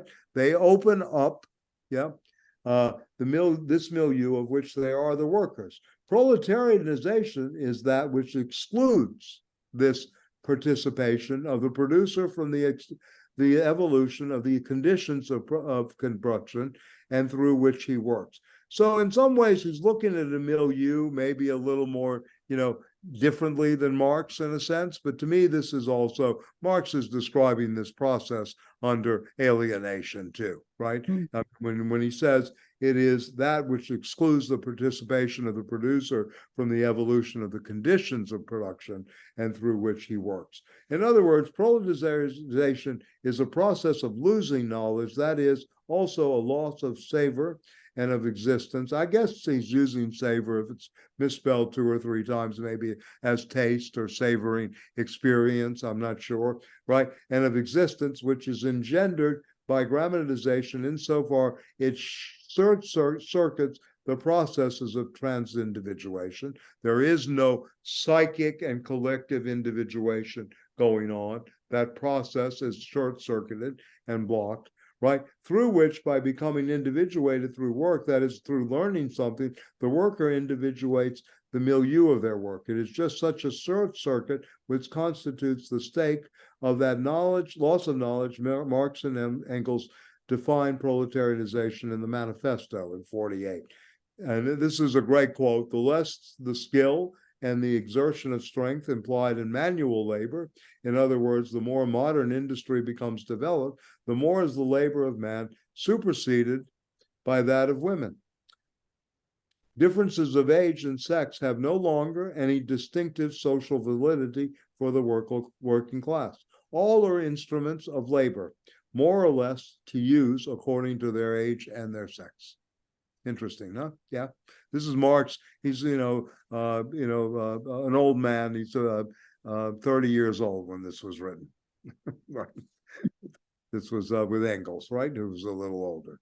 This expense is what Marx and Engels called labor power, which, David, I think you were talking about earlier, right? Which is then no longer a knowledge, but becomes instead, it's not even a knowledge anymore. It is a commodity. Right? In a sense, right? Yeah. So, yeah. From a bearer of tools and a practitioner of instruments, the worker has himself become a tool and an instrument in the service of a tool-bearing machine. Who knows how to operate? As some of you may have read the great book on schooling in America, Capitalist Schooling in America by Gintis and Bowles. Have you read that at all? That the literacy campaigns, right, at the turn of the century, literacy so they can operate machines. They knew how to command things, how to operate machines. It had nothing to do with cultural enrichment or engagement, etc. It's really a very interesting book when you look at how the 19th century and especially the 20th century literacy is to learn how to use a forklift later on, right? Or how to turn on the machine and operate a machine. It was really technical writing, like manual writing, in a sense, that they were learning, right? In some ways, kind of very interesting. And this was the quote, the schooling problem here. So the worker become a tool, not as precisely indicated by Marx. This is the fact of all producers and not only of workers. And he goes on, the lower strata of the middle class, this is Marx and Engels in the manifesto, the small tradespeople, shopkeepers and retired tradesmen, generally the handicraftsmen and peasants, all these gradually think into the proletariat. So in a way, there's an interesting point here. Where are we now? Are we all becoming generalized proletariat? And Marx and Engels are actually talking about this in terms of 1848, that early, right? In terms of the Industrial Revolution. You know, Stiegler wants to take it to the next step with technicity. Thus, the proletariat then is recruited from all classes of the population, right? In a way. So certainly in the, you know, and I want to say this, you know, I knew vaguely, you know, just briefly, Josh has met her ex-boyfriend, Rebecca Miller, the filmmaker, Arthur Miller's daughter. And she ended up marrying Daniel Day-Lewis. And some of you may know, Daniel Day-Lewis quit acting. You know, he just said, I've had it. I'm successful. He won, what, 2, 3 Academy Awards, in my opinion, the best, you know, generational actor, you know, et cetera. And what did he really want to do? He wanted to learn how to make shoes. He wanted to go back to handicraft. That's what he does. Right? He has learned how to go make shoes. I mean, he's got enough money to last, you know, the next 3 to 4 generations, of course. But at the same time, this is what he really wants to do. Yeah, it's interesting, right? To go back that way. And to me, this is very interesting how after one has mastered a craft to this level, to me, I don't think there's anybody close to him in terms of an actor. I mean, I guess it depends on what part, but I mean, you know, pretty amazing. Yeah, yeah. There Will Be Blood. I mean, you know, who could play Rockefeller that well, right? You know, Gangs of New York, that character. You know, so many. The Crucible. You know, that's where they met, by the way, on the set of The Crucible. And yeah. So anyway, little stories here. But anyway, it's kind of interesting that this is someone who would understand this viscerally and want to go back and make something, right? In a sense. You know, or as it used to be the phrase, Josh can attest to this, in the art schools, I make art, right? This used to be the slogan, I'm making art, right? Always, right? This making, in a way, how much it's been lost, right? In a sense, right? So the all classes. So certainly in the contribution, the Grundrisse and Capital, the proletariat is presented as comprising of the working class, but that is due to a state of historical fact tied to an archaic stage. This is Stiegler now really speaking, I think. Archaic in all senses of the terms of the development of capitalism and industry, that is of grammatization, and which is destined to evolve appreciatively by bringing into process of proletarianization all those whose knowledge is absorbed by hyponymic processes consisting not only in machines, but in, and he adds to this in our time, apparatuses, frameworks, expert systems, services, networks, and technological objects and systems of all kinds. Yeah, that this is the new thing that Stiegler says Marx and Engels could not see, you know, because they did not live in our times, and he's trying to add that in many ways, right? Right? Yep. In many ways. So this is the process of this new kind of grammatization has produced this in the service sector and has created this kind of moment. So the next section is, again, and anybody want to stop here for a second, because he goes into the dialogical, which I think is very important, and one of our ways out, you know, is the dialogical, the Bakhtinian moment of the dialogical imagination. This is a very important moment. Yes, Arvind. Yeah. Yeah, I was curious about his opposing the dead and the living. You know, one saw in some texts the opposition of human and machine. And is this analogous to human and machine, to say dead and living? but it's certainly a bit of a shift, and it's sort Yeah. of we're going past it without remarking on it. Yeah. You know, I mean, this is a kind of cybernetic move, is it? I mean, would Arto read it as that? I mean, I'm I asking think you to so. look I at think it is a cybernetic move, and I think it's also Stiegler's ability to say this again is a binary that is not really there anymore, right? It's an and, it's a both and instead of an either or. You know, Right. there's no such thing as dead or living labor. It's both living and dead labor in the cybernetic field, right? In this new moment, in this cybernetic revolution, right? I mean, the more I see, I mean, the more you look at things today, and you look, I mean, this is, you know, it's really horrible what's going on in Israel and the West Bank and of obviously Ramallah and Gaza and the North, and this is going to go on. It's just going to continue. It's really sad. You know, these idiots that we have in the United States going there just can't figure out anything, and et cetera. But when you really think about it too, this is again a cybernetic revolution that's happening too, alongside, you know, the, you know, anonymic memory, right? That it's being distorted, the hyponymic memory, the temporalization. You can really begin to frame how not only this is being presented, but how it's really been actualized in the world, right? In a sense. Now you're going to blame one side, produce evidence, right? There are weapons of mass destruction in Iraq. You know, I mean, we know the playbook, but it keeps coming up because of the cybernetic, the usage, etc. Whereas something that would not happen before, you know, the Rothschilds had ears to the ground at Waterloo. They were betting on the Napoleon defeat, right? And thing they had the gamble down there. Today we have, you know, the algorithms, right, in a sense, that don't know the difference between living and dead, right? And it is a kind of, you know, another kind of complete new governmentality, if you will, that regulates something very differently. So, you know, we hopefully can get to that through Wilden and others that I think map it out more than Stiegler. Again, Stiegler is trying to build, you know, again, he's really trying to build a new kind of political economy for our times, right? In a sense, he's trying to open up the discipline to something very new, right?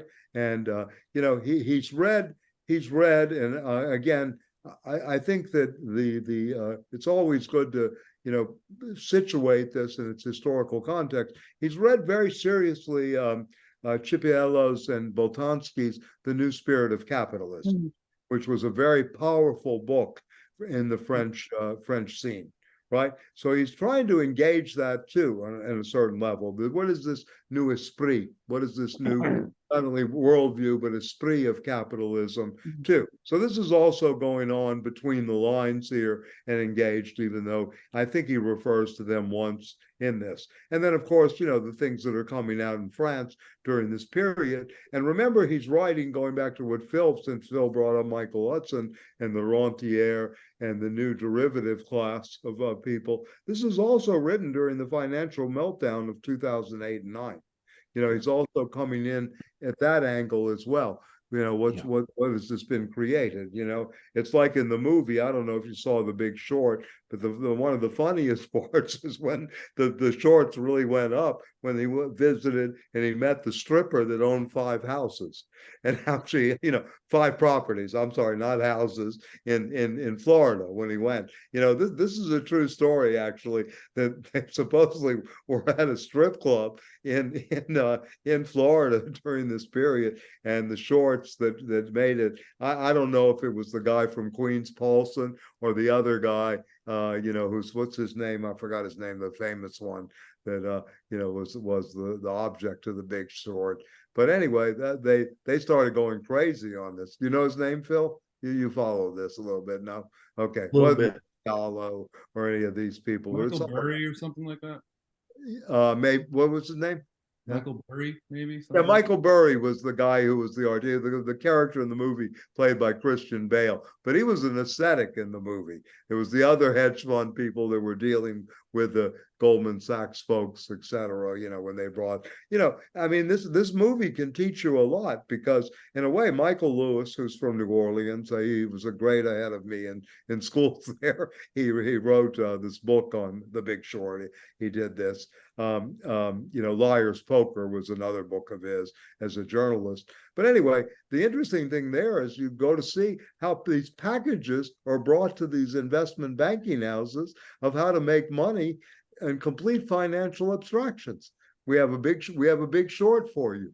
Oh, it'll never work. We're going to get slaughtered. They're all doing the calculations. No, this will never fly. They go to another firm and present it. They go to the Treasury to find out what's happening there at the department. So this is, to me, is a different level of abstraction, going back to Michael Hudson. But anyway, Stiegler's writing in this environment, right? This is what he's writing in, and this is his sense of a contribution to this. This is what he's trying to do, and also I think build, in his own way, this new program in political economy.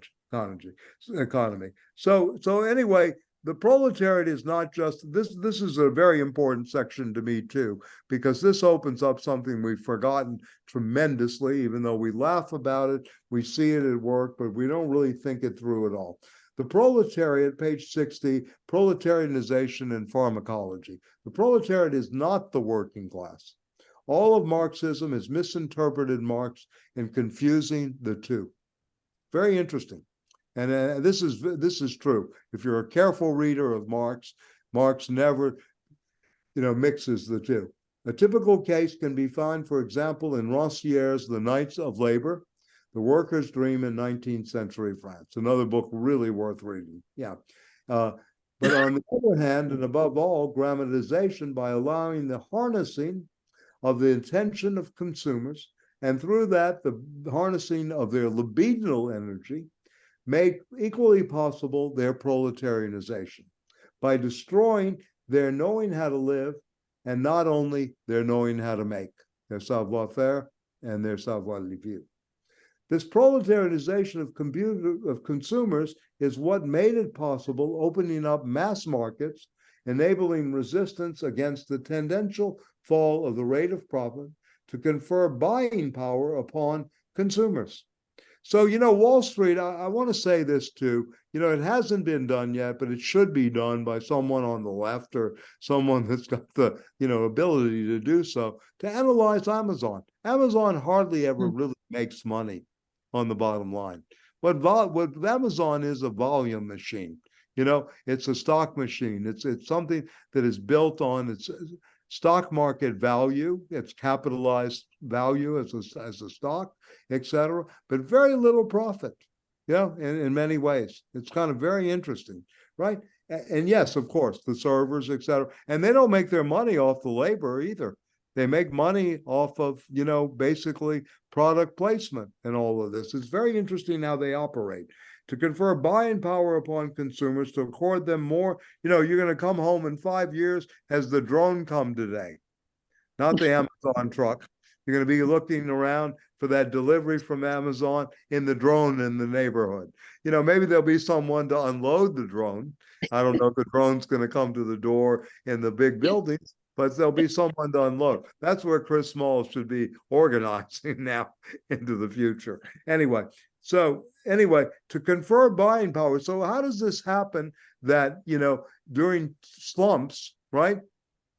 These companies continue to exist, volumes raise, consumers continue to spend more. We're living through the greatest inflation, we've had in a very long time, et cetera. And consumer spending is up, right? Yeah. So salaries aren't up, right? So what explains this? So I think he raises a good question here. Poison and remedy, once again, the organology, right? And then, this distinction between proletariat and working class, right? So he says, and this is interesting, to confer buying power upon consumers, accord them more than simply the renewal of their labor power, and to fundamentally and practically weaken the theory of class struggle. So in some ways, it's kind of interesting. What do we do?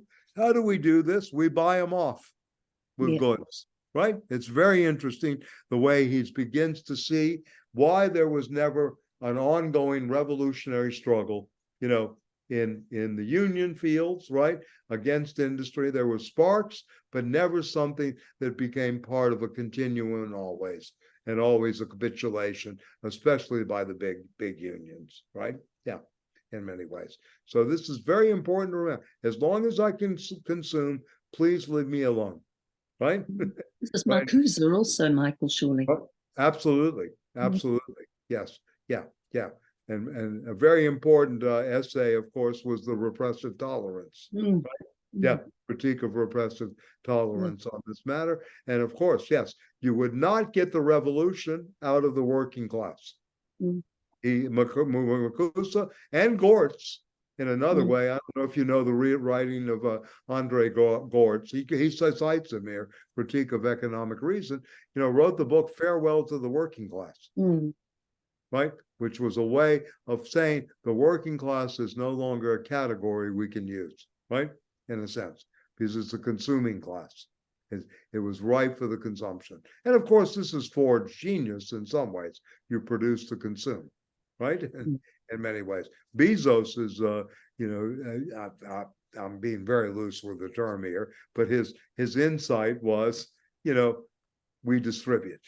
We'll take over, we'll do virtual distribution, right? In a sense, we basically become a warehouse distribution center, right? Of where we deal directly with manufacturers, and there's no middleman anymore. All we need is distribution centers. Very, very interesting what the concept was in the day. I remember someone I knew who was a very good trader used to say, oh, they're not going to make it when they first started in books. Oh, they're not going to make it. It's a joke, etc. Boy, was he wrong, in a sense. Every dollar invested in Amazon is about 3,000 to 4,000 since it was first started. So you can do the math. 10,000 in Amazon, what it's worth today, anyway. But again, we need those studies. And what Beryl just said, the problem is that the surplus has now become by necessity been redistributed to proletarianized producers who have become consumers, led towards the end of the 20th century to the destruction of their libidinal energy. This is very interesting.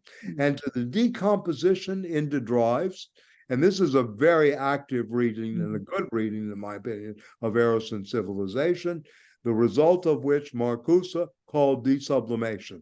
And remember, Eros and Civilization is written 1955, the height of consumer, when Khrushchev, comes a little later to America, and his eyes are, looking at all the appliances in California, right? Yeah, in a sense, right? We must therefore engage in a critique of libidinal economy, which is interesting, a critique of libidinal economy. A new critique of political economy is necessary and must also constitute a pharmacological critique of libidinal economy. So this merger is going on. We're not reading it here. I know we've mentioned it before, because a lot of the outgrowth of this book, if you read it retrospectively, was through Lyotard, Libidinal Economy, written in 72, 73. And then, of course, at the same time, the Anti-Oedipus started to circulate.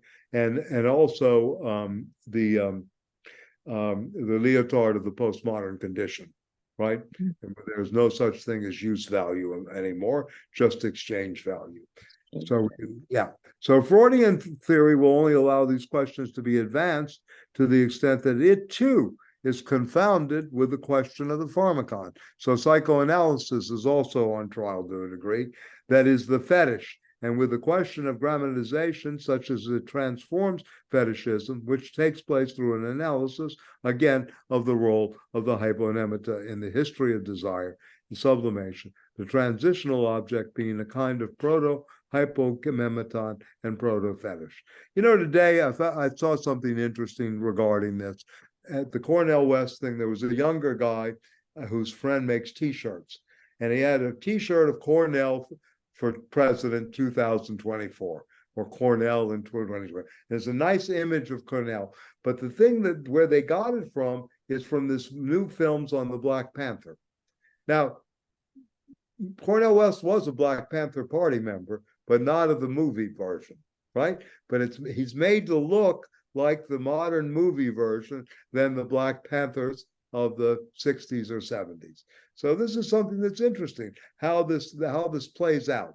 And he loved it, going, "Oh, brother, that's beautiful." You know how he is, right? So anyway, but it was really funny to see this, and this is a moment of the history, of this kind of the hyponemata, this exteriorization, transitional object becoming a kind of proto-hyponemeton and proto-fashion, while contemporary hyponemic objects or hyponemata that they henceforth link networks together. So this is important, again, to see how this is working in a new pharmacology of the consumer, if you will, and a new political economy. So the proletarianization is an epoch of libidinal economy, and the crucial task is to construct a genealogy of this economy, to construct. This is very, very interesting. Why would we do a genealogy of this economy, which is a pharmacology, the genesis, indissociable from organological becoming and grammatization? It raises the question, again, of trans-individuation, going back insofar as it can produce long circuits of individuations as well as short circuits, that is disindividuation. So it has the capacity to do both, right, in a sense. Yeah. So then he says, what Plato calls anonymesis is hence founded on a dialectic. This is the first time he uses the term dialectic, and in this case, it's Plato's use, right? Which is described best in the Republic, in Book 6 of the Republic, and in some other places. But Book 6 of the Republic is the theory of forms. How dialectic is in the sphere, if you will, of above the line of the divided line from the cave, out of the cave, right? And dialectic leads to reason, right? And this is a dialogical commerce through which, in interlocution, that is, in a dialogism that I also understand in Bakhtin's sense of the term, long circuits of trans-individuation are formed. So without this ability to have the dialogical imagination active in speech, right, and in communication, etc., we have no capacity for the trans-individuation process to happen without its short-circuiting, right? Which tends, all these things, to be short-circuited by the poisonous uses to which the sophists put this literal pharmacon. How it's used by industry, by marketing, by all these things, that David Winters knows so well, the better help moment, right, etc., right, and in many ways. So more generally, if the grammatization of perception and of the nervous system, so he's going phenomenologically now, insofar as the seat of the affects can lead to the proletarianization of consumers, that is, destroy their savoir-faire, just use, right, as well as the savors of which these arts of living can procure. That is because this libidinal economy in general constitutes circuits of desire within a process of trans-individuation through which libidinal energy is formed and accumulated. But this is also a process where grammatization may either create long circuits, accumulate libidinal energy by intensifying individuation and give objects of desire to the individual and infinitize his or her individuation, right? And he talks about this. This is very interesting, and then secondly, provoke short circuits, that is disindividuation, and consequently, Marcusian desublimation, that is the commensurable finitization of all things, leading to the destruction of libidinal energy. So this is very interesting. The question really in the stake is libidinal energy here in terms of the new political economy. What does this mean? In a sense. So grammatization is irreducibly pharmacological, and hyponemica can either proletarize the psyche or in which it affects, or it can individuate this psyche by inscribing it within the new circuit of trans-individuation that it connects up, and through which long circuits are formed. And again, I want to emphasize here the dialogical imagination in that process, tied to what Plato apprehended as an anamnesis, which is a circuit giving access to a truth founded on the projection of an idea, that is, of a consistence of an object which does not exist, but it does not have any foundation in the subsistences which constitute the order of the commensurable, but which is the very object of our desire insofar as it consists in commensurate ability, excuse me. So that's a long way of going around this, but in a sense, there is this possibility of individuating the psyche, right? Yeah, giving a new circuit of trans-individuation, in a sense. How does this work? So, for example, is the history of America the history of blacks, right? How would you do that? In terms of a whole new, psychic individuation and trans-individuation. How would you write that in the age of grammatization? How does that happen, right? How does the history of music play into this, in a sense, right? How does reparations fit into this in a way, right? In some ways, instead of, it's a nice subculture that we had, right? in a sense, or we had this nice little, whoa, it's beautiful. What a nice minstrel show Louis Armstrong put on tonight. Instead of, understanding this, again, dialogically and through dialectical process. Yes, George? Yep. Michael, could you resituate us into exactly where you were reading from and what I'm book? reading on page 43, The Pharmacology of the Proletariat. And Okay. we're looking at this concept, if you will, of what does it mean to individuate? What does it mean to disindividuate? What is disindividuate short circuit? And really looking at this in terms of processes of generalized proletarianization, right? Fascinating, but for those of us coming late, who is the author and what's the name of the book again? Oh, Please? okay. Well, I'm sorry. I didn't know you were late. I thought you were here. I saw you early on, but yeah, it's Bernard Stiegler for a New Critique of Political Economy. Okay, thank you. Yeah. So very interesting, how this is working. The market is not a market. He has a very good section here, or something hints at what Socrates noted against Gorgias in terms of dialectic versus sophism. Most of in very general terms, the sophists were itinerant philosophers who would go around selling lessons in formal argumentation to the rich kids, right? So that they could become statesmen, or the politicians of their day, etc. Socrates always was arguing with them, even though at times he would engage in the same thing that they would, right? But he would always, put it in a context, if you will, of where he's trying to go, dialectics. And and this is something that plays out very actively in most of the dialogues, the Meno, the Gorgias, right, and the sophist, right? And in a way, the battle of philosophy in some ways was the distinction between sophism and dialectic.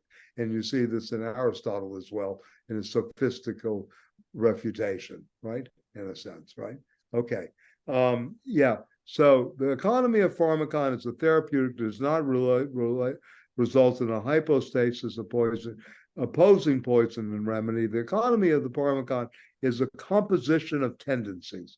And I like the way he does this. It's a composition of different tendencies and not a dialectical struggle between opposites. So again, this way of going outside of the usual either or binary systems, etc. The concrete expression of this composition consists in arrangements of three levels of general organology that constitute a system of care. This is interesting, the system of care, individuation at the pharmacological level, technical individuation, and transductively intensifies the individuation of the other two levels, psychic individuation and collective individuation. On another On the other hand, a diseconomy of pharmaca is what results for the appearance of any new pharmacon insofar as it short circuits the other two levels, and this is occurring today in social networking. So this is a very interesting, description again of social networking, for which no political economy and no system of care is prescribed by any public authority, or again, what occurs in the course of the symptomogenesis of the infantile cerebral organ. And this is interesting too, how he brings in this kind of consistent infantilization. Used to go from tweedledee, twiddly-dum to Twitter, tweet, right? Now to X and Xing out, that fits very nicely with cancel culture. You can begin to think about how this infantilization is working, how the linguistic capital is playing out, et cetera, et cetera.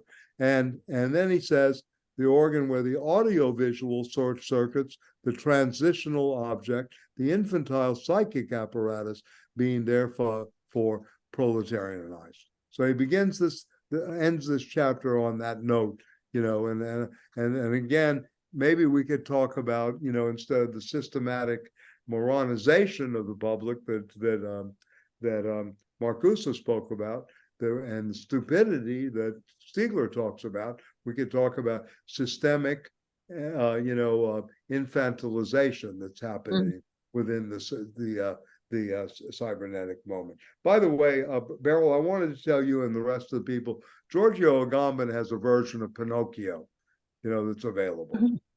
Yeah, if you're interested, I ordered it. I want to read his interpretation, and I always like Pinocchio, very much. Yes. A capital tale, right? In many ways. Anyway, yeah. So, Armin, what did I say about Foucault that caught your ear? What were you? You said He's a Foucault's and sophist. sophist. Yeah, well, I mean, he's always making moves that are very, formally argumentative and sometimes without substance, right? In a sense, he'll make, crucial moves in his books that go right. I'm not just trying to label him, but he has a very excellent use of I'm not against the sophist either, right? In a way, I mean, in the tradition of the history of philosophy, Foucault is Well, very. the sophists were not interested in truth, isn't that right? And the philosophers were. That's correct. Yeah. Right. Yeah. Foucault was interested in regimes of truth, not truth itself. All right. Okay. Which is a very interesting moment. Foucault is always reading for those regimes of truth. Yeah, in a sense, right? Yeah. And of course, if you're Nietzschean, there's no such thing. There's only power. Power makes the truth. Right. Yeah. All right. Yeah. Okay. Yeah. So in some ways, yeah. So in a sense, yes. He has this ability, in a way, to do this. I mean, to me, in the history of philosophy, I mean, again, another very strange character. Foucault is at his best as a historian. To my mind, there's nobody better in terms of articulating what the archive is and how to use the archive, reading the archive. And, Gayatri Spivak's really brilliant essay in History and Theory in the 1980s on the Rani of Sakur is a very interesting looking at how to read the archive like Foucault. It really was a spectacular use of the archive in that way. And, I mean, he's another story. I'm sorry I typed him as such, but I see a lot of sophistry. No, I see your point. Interesting. Yeah. A lot of sophistry at work. And to me, he's not ultimately a dialectician, right? At all, right? I mean, he's not, he's against ideological thinking. He basically said people still trapped in ideology and thinking through dominant ideology hypotheses or thinking in terms of ideological state apparatuses, which were swipe at his earlier friend and teacher Althusser. He said, I will leave them to their stupidity. Foucault was about building epistemes, right? Knowledge formations and how these became legitimated at particular times in discourse and how they fit a certain kind of regularity. Yeah. So very interesting. To me, Foucault, I don't know what happened in the late 70s, early 80s, but I think the birth of biopolitics, he was really on to something. He just didn't continue that work. He went into this whole sense of governmentality. It was a kind of return to 78. I mean, to me, he never was lacking in brains, obviously. This was one of the great thinkers of the post, existential Marxist period in France, post-phenomenology period. But in a way, I just never really understood why he didn't continue on that line. It was just amazing work that was done, those lectures, and we'll be referring to them and maybe going to read a section of The Birth of Biopolitics, which were lectures given in 78. Yeah. He was expecting 150 students for the lecture. 1,000 people showed up. Right. And he was very frustrated from what I heard. I know. And while he was giving those lectures across the street almost, Tony Negre was giving his lectures on the Grundrisse.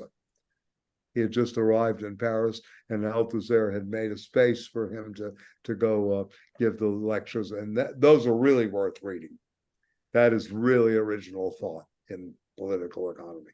The 10 lessons on the Grundrisse. Pretty amazing stuff. Yeah. And the introduction's very good because he was in jail for part of the time before that. And he has a conversation between the prisoner as the free man and the outside.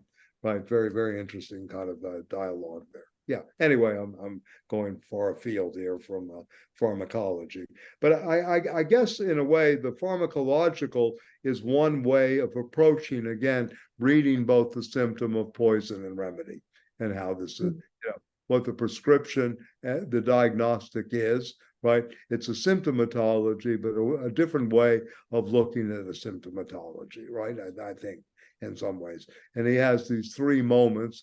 And I like where he ends again. I mean, I'm very much involved in this. And one of the reasons I still read Heidegger is because of the section on care.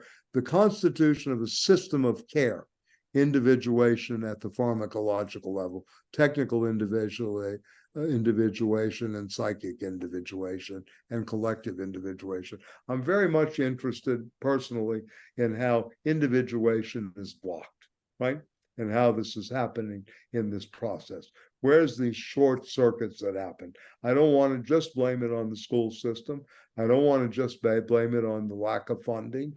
I don't want to just blame it on the plethora of social media, right? We have to think this through in a different way in order to maybe move ahead, and the late work, and we'll go into this too with when we read Wilden, to talk about, and later we can come back around to Stiegler on this, how do we get out of this entropic moment, right? Because we're trapped. We're really trapped, and the Anthropocene, the way Sloterdijk and others think of it, or capital scene, doesn't seem to give us enough, to really break the entropic where we are. This kind of, in philosophical terms, the aporia, in Heideggerian terms, whereas the aporia, whereas the without passage, on another level in terms of energy systems and our own energy and libidinal energy. How have we gotten to this entropic stage? How can we go beyond entropy, in a way? Yeah, in a sense. And is that a possibility? Yes, negentropic, exactly, yes. It's one of his ways of looking at it. And it's a very interesting concept. Yeah, in a way. It's a new concept, not really talked about, negentropic. Yeah. No, this was a major thinker. I mean, it's a very sad thing that we lost him at 69 years old, and maybe what could have become in the real dialogical, et cetera. But hopefully we're able to, continue with some of the work and, break through with some of the new stuff. By the way, the section in the book, Negentropic, these were lectures given in Japan. The section on the book on care is pretty amazing. Yeah. Very, very interesting on economies of care. And we'll go into that, maybe a little bit next week, and also in what Arto and I can come up with our elementary alternatives or whatever. Let me just highlight a little bit of this, and then I'll let you go. I know we always go over time. Just to the next section is no longer is to work. Chapter 4. What does it mean to work? And this is a good question today. What is work? Right? The more the place of producers shrinks, the more must markets and number of consumers be enlarged. Automation ceaselessly widening the field of proletarianization while diminishing the role of labor, that is, of very old capital. And again, this whole book, The New Critique of Political Economy, to me shows enormous respect for the reading of Marx, in a very different way. And I like that. Trading itself has been automated. We all know this. I mean, I occasionally will look at markets and play it for a few people. I have this ability with numbers sometimes, or reading things, accurately. I'm not a forecaster, nor do I have any magic, but I try to do this. But I figure out I'm playing against the algorithm. Yeah. I'm playing against high-speed trading. I'm really trading in an irrational zone, and I have to figure out, really how people are reacting. And you make a lot of mistakes, when you start thinking this way. It's very difficult game, in a sense, to play in that regard, right? So anyway, so yeah, the automation of that, the engineer developed and saw has disappeared, the hyponemon processes. So the question he asks here, what does it mean to work? That the proletarianization of the nervous system are no less deprived of knowledge than those of the proletarianizations of the muscular system. So he has this going on in terms of the old mind body, split. Like a good Frenchman, right? Your nervous system is being proletarian, as is your muscular system, right? Kind of interesting, right? The knowledge of which they have been stripped, however, is not the case of knowing how to make, right? Yeah, but is theoretical knowledge. And this, again, is something in the schools, don't study up, dumb down, make it accessible to everybody, etc. Yeah. That knowledge which is noetic in activity, right? The noetic, right? The psychopower, thus, that then develops, that controls consumers, in which case it is a matter of channeling libido, as well as producers and designers, whose nervous energy must be placed into the service of technical ensembles, technical groups, as Simondon calls them. We thus have a pure cognitive labor power utterly devoid of knowledge. This is interesting, right? When you really begin to think of this is crucial to what we're doing this semester about Homo Datum. And I can maybe, since it's 9, I mean, it's up to you guys. You know me, I'll stop eating dinner to go on and on. But anyway, this is a very interesting section here. We thus have pure cognitive labor power that is utterly devoid of knowledge. With cognitive technology, it is the cognitive itself which has been proletarianized. Very interesting, huh? Yeah. And this is one of his great insights. In this, then, cognitive capital, also known as creative, Richard Florida, in his book on creative capitalism, or immaterial capitalism, we hear a lot about that. And this is concretely expressed in the fact that the cognitive has been reduced to calculability. What I mentioned earlier, to monetize, anything, right? Logic has become pharmacologically and economically ratio. So, again, going back to a Marxist position, of course, and Frankfurt School, where they used, instead of Marx, calculated rationality, et cetera, right? And et cetera. So if skilled professions, that is the métier, do in fact still remain, very few are connected with that type of production, which is called creative. It's interesting. Yeah. And most of the time, such jobs are not really creative. For to be creative, that is to work on something, to open up a world, is to produce. And this goes back to what Arvind talked about earlier, the later book of Stiegler, negentropy. So he's thinking about this 10 years before those lectures in Japan, which became part of the book. But those who are called creative workers today are in fact merely creators of that kind of value which is capable of being evaluated on the market, right? What is its marketability? And David's not here anymore, too.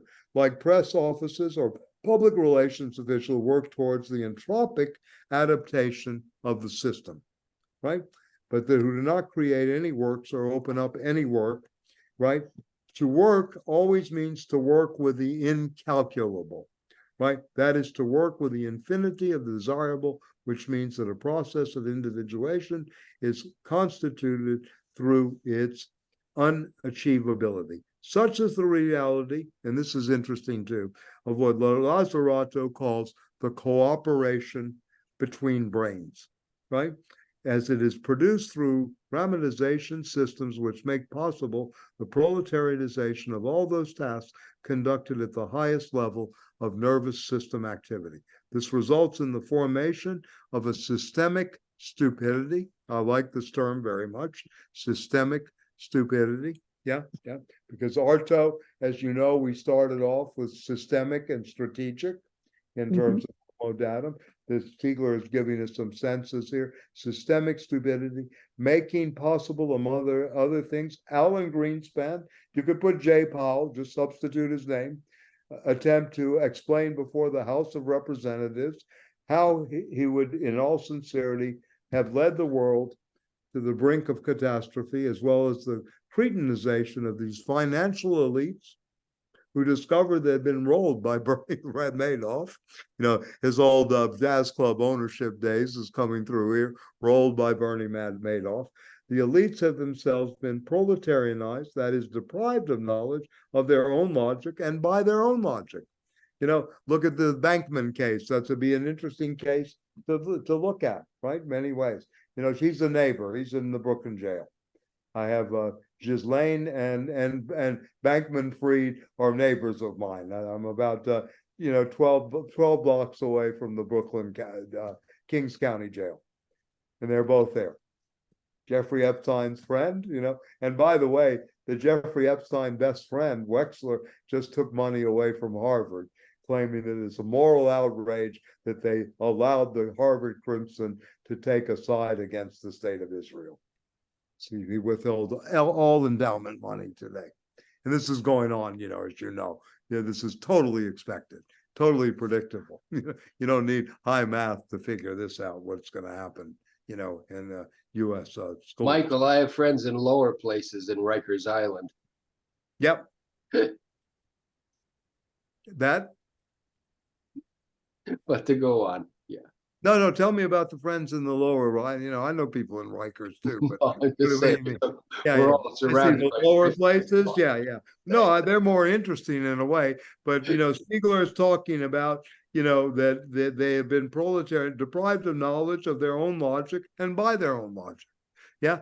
You see, that this is his point in a sense. It's not only reducible to the Riker Islands types, or it's also happening in the higher elites, right? Logic reduced to calculation without remainder and leading as well to a market of fools. So, you know, again, this is his commentary, if you will, on, you know, the 2008, 2009 meltdown, which was basically fixed by quantitative easing and the printing of more money. Sure. That's the fix. There was no imagination at work, you know, and now we're getting quantified. Yeah, so this all applies to Tony Blinken too. Yes, exactly. Yes, good point. So he goes, we can researchers such as Boutang and Lazzarato nevertheless perceive in the cerebral or cognitive capitalism an element of novelty opening into some kind of alternative. And he says, my thesis, if not theirs, is that here, with what has also been called reticulated capitalism, where the pharmacon constitutes a collaborative and dialogical milieu, a genuine mutation of grammatization has occurred. Digital reticulation, and again, another term, a neologism for him, whereby cognitive activities are themselves proletarianized, constitutes a rupture through which associated milieus are formed. That is, milieus of individuation running counter to the processes of disassociation and disindividuation in which proletarianization consists. This is what Peter Heinemann calls a hacker ethics. Could appear a struggle for abstraction, which she calls the vectorialist. Work show from a neo-Weberian viewpoint for the former and a post-Marxist situationist one for the latter, that the digital pharmacon, which makes possible the proletarianization of the nervous system, is also which introduced the possibility of a new regime of psychic and technical collective individuation, and with it, the possibility of a new process of transindividuation, working or opening into the unprecedented political economy perspective, an economy of contribution. So Stiegler will see this as kind of positive in some way, the economy of contribution, because this will be one of his alternatives that he will talk about later. So maybe we can pick up with this next week. I want to just give a couple of other moments here. There's the word otium used, as studious leisure, right? Used on page 53. He's going to work with this term throughout, studious leisure. I like this because it goes back to the ancient Greeks. To be schooled, to scholia, and schooling was, on the one hand, there were associations with one part of being schooled as being tortured. That's what learning was torture. But at the same time, the school was also a part of leisure. It was part of leisurely activity. So this was the scholia, was you had the leisure time to be schooled, right? In a sense, right? So this is important. And then, of course, noetic knowledge. And we'll talk about that as well next week, is something going on in Stiegler that's different. And then interesting, one chapter that's very interesting even for today and what's been going on globally in terms of the shamelessness of what's happening. The bourgeoisie swept by the mafia, right? In a sense, swept away by the mafia. So, this is very interesting. The historical failure of communism, this is page 60, was due to the fact that it could not think association. That is, it renounced the struggle against proletarianization as loss of knowledge and against the short circuits and transindividuation, clearly characteristics of Stalinist, bureaucratic, totalitarianism. I'm not so sure I totally agree with this, but anyway, just as they are of the totalitarianism that is conducted by marketing. It is only in terms of ways of dissociating that capitalism and communism have distinguished themselves from one another. So this is a very interesting thing, how this will be swept away by the mafia as an experience he recounts in Beijing. And then the economy, and I'll explain this better next week. We'll let Arto give us part of the program of research through HOMO DATUM, but also this question of protension, permanent revolution, and contribution. How the Husserlian phenomenological method and the return to phenomenological protension, right, gives us something to work with going future into this economy of a contribution. And then ultimately, what does work look like in our era, right? And he summarizes this whole thing again, the system of care again on page 70. So the system of care is always there, and taking care of generations is always there as well. How does one transmit to the next generation? So in this way, Stiegler to me again has a very practical program in the strong sense of the word. It is a system of care. It is a system of contribution. Associated milieus. There's a phrase also that I like: aristocracy of the book, and also ultimately this economy of care and contribution that he's going towards, in a sense. So this is kind of interesting as we go forward. How do you think an alternative, and going back, because we're going to read Ilyenkov, the Russian philosopher, what does it mean to be a human being? So these are things that are really the questions that we want to pose for our time and going forward. I don't know if you want to spend a couple of minutes on what's happening in the world, but I'm more than open. I had one person already leave a classroom because it got out of hand. It was a thing. You want to say something, Arvin? Yeah. Well, I mean, it's to express sympathy for the wrong side is tantamount to hate speech. So it's Yes. very challenging. Yes, it is challenging. Very challenging. I've had 50 students write and say that they were uncomfortable. They didn't feel safe coming to class because there might be an Israeli flag being burned. And it feels like a campaign because, I mean, the campus police aren't saying anything, but these guys are coming up with ideas, and lots of them are Chinese students, by the way. So I don't know what well they're drinking from, but it's just yes, exactly. Yeah, well, what Kool-Aid they had in kindergarten. Yeah, right. God. No, it's true. I had one person walk out of the class saying they felt uncomfortable, but it was at something you said or what? It was not what I said. It was the way the framing of the discussion. It was a very good discussion until this Jewish woman felt that her identity was really being taken. I have family in Israel. I can't take this, etc. etc. I mean, the real task of the educator is to be able to try to frame this. I've had great success with a class at Brooklyn College, but the class is called Protest and Revolution. So it goes without saying the way most people in this class are up to talk. Pre-selected.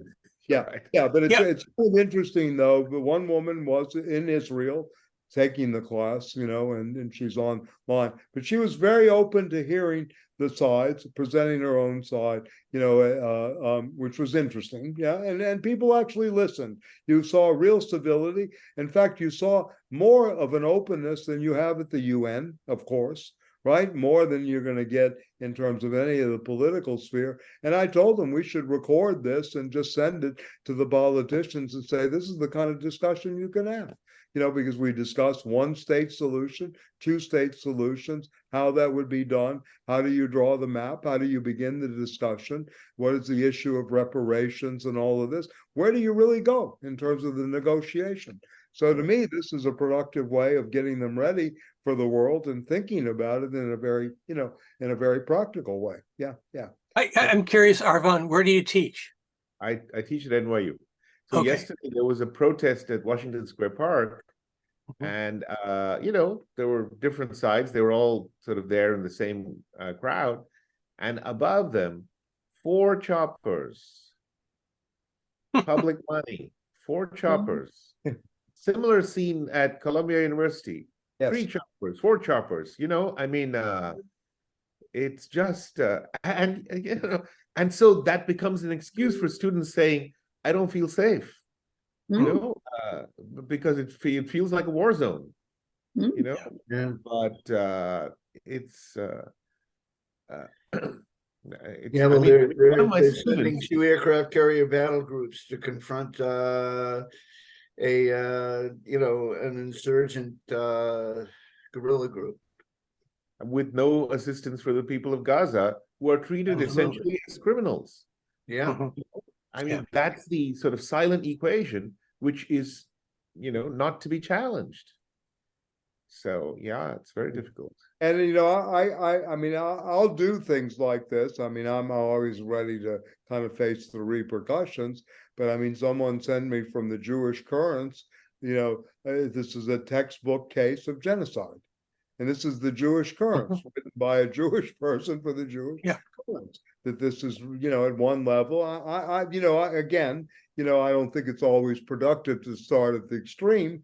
For me, the ultra dialectic is always a good thing, but not with this generation, in a sense, that doesn't have, that's even in the hyponemata memory. They have very little memory about this. I mean, very few people know what happened in 67, 73. You can go forward. The assassination of Rabin, why this political situation has taken place in the Knesset over these years. And, I follow. I mean, I'm educated. educated. A good part of my education comes from New York City Jewish intellectuals, or Baltimore City Jewish intellect, or who were in New York beforehand. So I mean, it's not like I'm getting this just from one part of the world, or an opposite side of the fence. So anyway, yeah. So it's very, very difficult, how to turn this into productive pedagogy, how to turn it into, a real discussion to educate, going forward. But again, I mean, you think about the United States, how arrogant it is, I mean, how arrogant they really have become, here. Yeah, because they're waging war on 3 fronts now. Ukraine, right? Yeah. China Sea and the Middle East. Can you imagine? I mean, what is this arrogance that is going on? And I paid taxes this week. I mean, I was almost ready to, break the accountant's head for making sure, I didn't get $20,000 back that I could give to charity. I didn't get it. I mean, I'm just saying I had to pay something to the feds, and I got money back from the state. But anyway, it's absurd. And the problem on the left to me, and I was talking to Josh about this and another friend, they never really mobilized and said, what about tax resistance? That hits everybody right here. Why not build a movement that is actually educational based on the taxes you pay, and have Because a tax 99% of the people aren't being audited anyway, right? Yeah. That's probably true. Yeah. Rich. Yeah, Patrick, you want to say something? But it's not working. I mean, Biden went to the Middle East and everyone canceled. Yes. They wouldn't talk to him. Except for Netanyahu. Yeah, I mean, as Cornell said today, it looked like he was having a hard time going up on Air Force One, much less coming down. Yeah, right. Right. Anyway, I don't blame them for canceling. They'll see Blinken, believe me. They'll go see Blinken, maybe. Yeah. Anyway, I'm just teasing, but I hear you. Yeah, no, it's a very different thing that's going on. That is very different than the past, right? Yeah. Mm-hmm. Yeah. Vince Stallman told Blinken he had to wait all night long to have a meeting. He This showed was up. MBS. He said that. Yeah. I love the way the cognitive, cerebral relation. Now we have an acronym for a sultan, right? So to speak, MBS, so that we can all know who he is instead of yeah. George, you want to say something? Yeah, Michael, getting back to the classroom in Harvard. Yeah. What What We're in amazed the classroom, man. This is the classroom, but go ahead. Yeah, what's up? what amazed me this week was when I saw maps of Palestine that I remember as a kid, and then Israel in the 40s, and the difference. There is no Palestine anymore, and that was an amazing. Correct. Yeah, it's true. Very true. No, it's a very good point. Yeah. Very good point. But that could be brought into the debate, I think. Yeah. I mean, the problem is, where do you begin? Sorry, gotta leave. Thank you, Phil. Take care on the West Coast there. Yeah, enjoy. All right. Mm. Yeah.